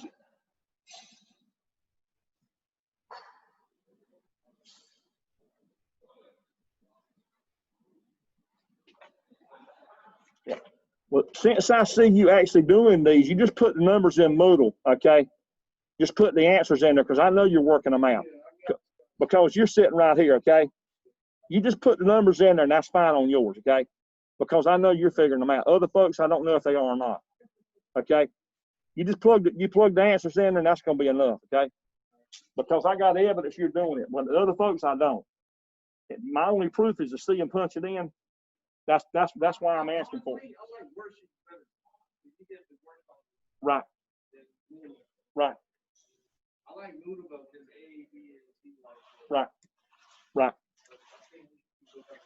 Well, the only reason I went multiple choice is because I'm running out of time. I don't have time to grade them. I'm having to make them grade automatically. I'm having to put multiple choice and true false for now and for the last ones and on the exam because I'm not even going to be here to even see the exam. I'm having to make an exam that grades itself. I'm having to do self-grading stuff in Moodle. I'm basically forced to it. I was told I had to. And because I won't even be on campus when you take it, you know. So you still got to figure now, like you're doing. You got to do all these figures in the exam, but you're not going to show it on the paper. You know, you'll show it on your paper, but you're gonna pick an answer. You know, so you still have to do all this. You'll do everything you're doing right now. You'll do the same stuff on the exam. But I won't be asking to see the figures. You're just going to pick the correct answer out of some possibilities now.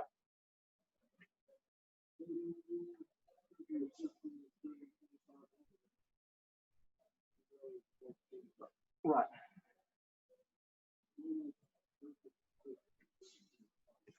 So you got R total is 7.5 ohms. R total is 7.5 ohms. And look, E total, you got E total and you got R total, right?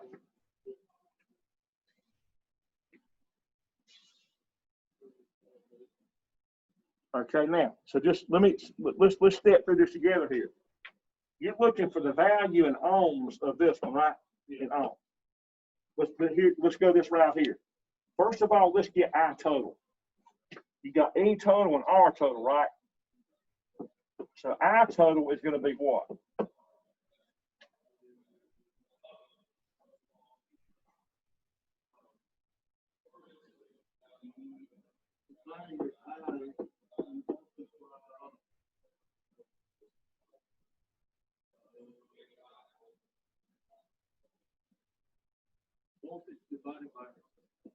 That's right.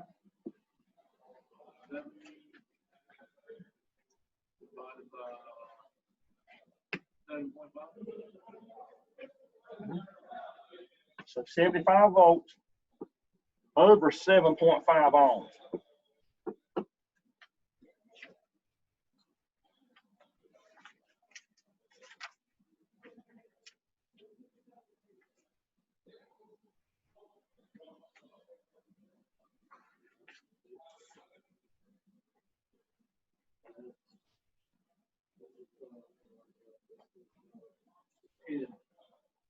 That's 10 amps. So look at here. Right. Well, look, you got 10 amps flowing here, I total, right? Now you want to figure this resistance. Okay. Now look, the next step is this. You got to say, what's the current through this one? So through the 10 ohm, Well, we don't know what that resistance is yet. We can't say it's going to be 5. We don't know. But look, 75 volts is going to be across 10 ohms, right? There's 10 amps for the whole parallel. You're finding the same voltage. So for R1, it's going to be 10 amps.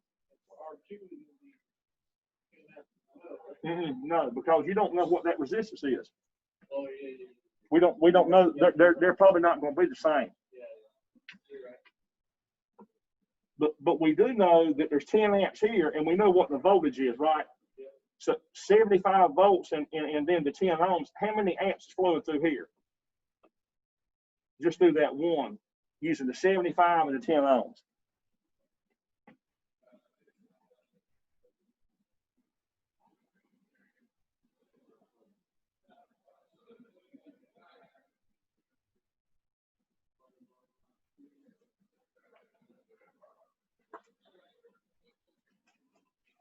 I guess that's 7.5 amps.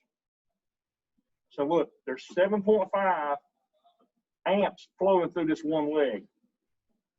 So if there's 7.5 here and there's 10 here, how many amps is over here? 2.5 amps. So you have 2.5 amps here, and you also have 75 volts across it, right? So you're going to use the 75 volts and the 2.5 amps. It's going to give you the R.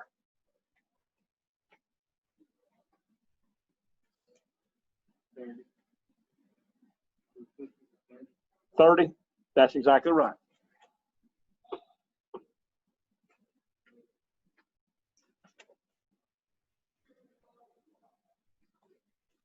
Here I am standing in front of the board. I don't know if anybody's going to be watching this, but I'm still recording.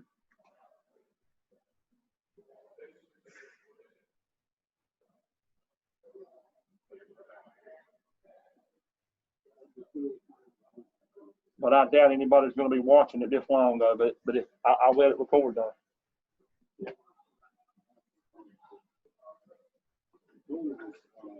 So what is the total current in this problem? Exactly.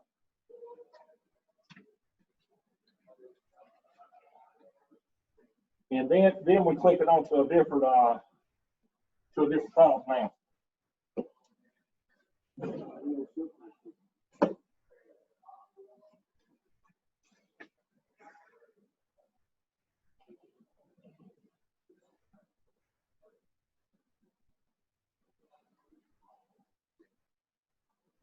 So you have the amp meter is showing 9 amps total and 4 amps through that branch. Are we on the same? 17. Yeah.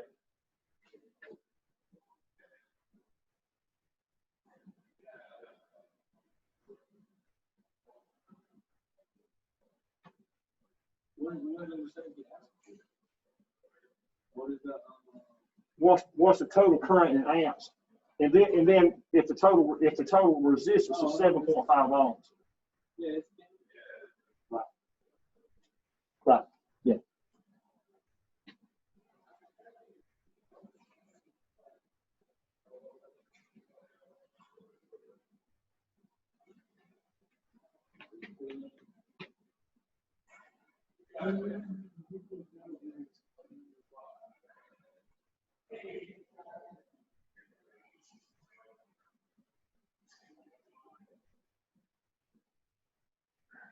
So find the value of R3 and R total. So it wants to know the resistance of this one, and also wants to know R total.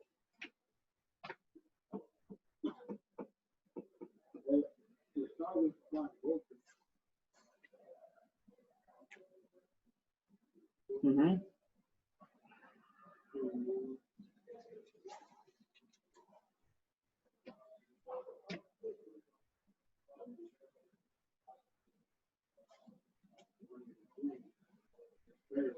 Mm-hmm.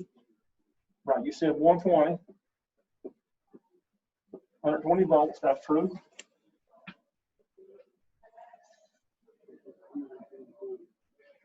So there's 120 across all three of them. and then we can figure for R2. That's right. 60.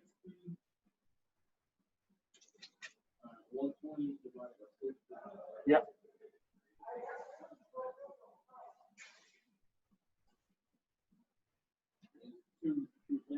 That's right. And if you know, if you got 4 and 2, you got a total of 9. How many is over here?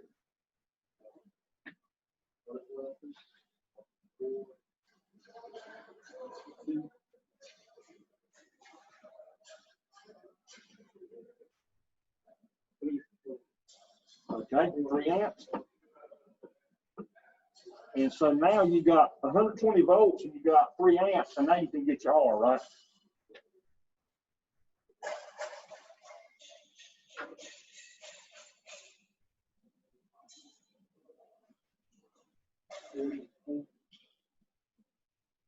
How much? Okay. Okay, now the next thing is going to be R total. Now look, very simple. R total can be, you got E total and you got I total, right? Which can give you R total.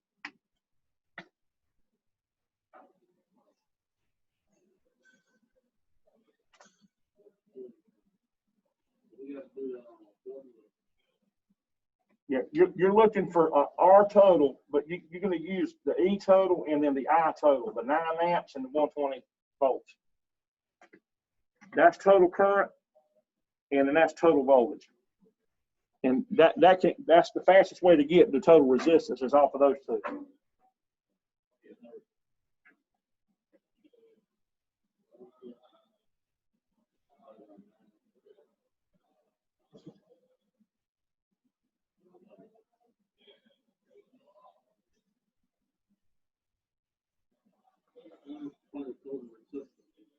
But we already know that it's 120 total. So I can just plug in 120 divided by 100. That's right. 13.3. That's it. That's R total, yeah. And if you notice, the 13.3 ohms is less. It's less than the smallest one, isn't it? Now you got 40 ohms, 60, and 30. R total is always less than the smallest one, because the more resistors you put in parallel, the R total keeps decreasing. There's less total resistance when you put them in parallel. It's like a pipe that keeps getting fatter and fatter. There's less resistance in it when there's more branches, you know. Every time you add another parallel branch, the pump, so to speak, the pump sees less resistance because it's got more lines it can pump through. So it can actually pump more current. So the resistance it sees is actually less.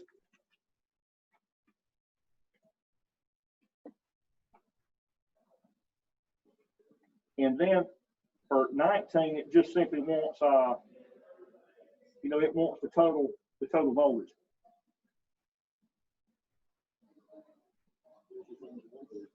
Which you've already figured it, you know.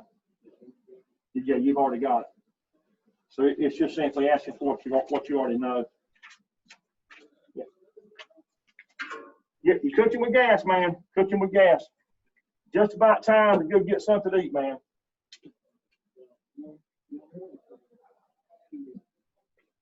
Right, 2 more. That's it. Yeah. That first. Hmm. When you say the 10 ohm resistor,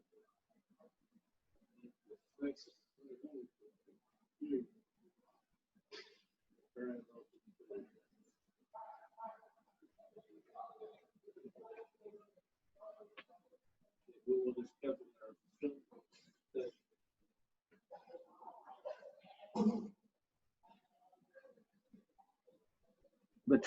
That 10 ohm, look, the right side of it's actually connected to the bottom of that one. So it's technically still parallel. Even though it looks series, it ain't series. It's actually parallel. It's like a little tricky thing there. They took that resistor, it's the same thing as putting it out here, because the bottom is actually tied right there. Look, the common on the voltage source is still tied to the bottom of it, and the top is still tied to that, so it's still parallel. They just kind of stretched that wire over kind of long, but it's still parallel. You know.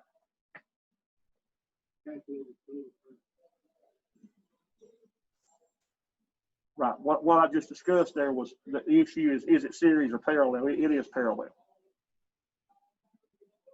So I was always asking for that. Is it wants the total current? So it's calculate total current, and so you know you're going to need the total resistance, and just consider all of them in parallel. So you use the reciprocal formula for that, and you've already got E total there. So you just need R total, plug it in your reciprocal over here on the board. You do that, and that's going to give you R total, and then you can go from there.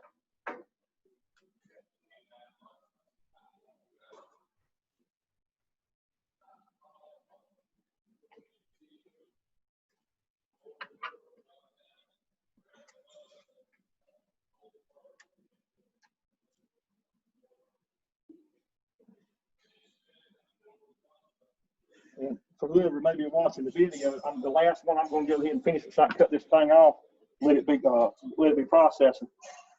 The last one is saying what's the current through the 10 ohm resistor. You got 100 volts. It is across all of them, right? So you just figure the 100 volts, you got the 10 ohms, and you know what for me to do for that for the current. So I'm gonna go ahead and stop the video, and because I don't really know that anybody's going to be going back watching it this long.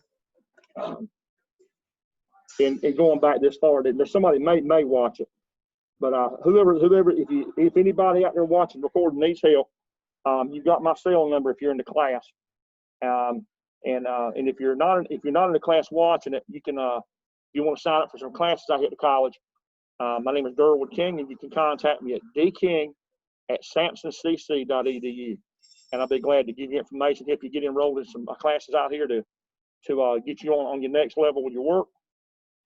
And thank you, and thanks for watching. God bless you, and we'll be back in Zoom again Thursday on the 12th of November. So thank you, and we'll see you then.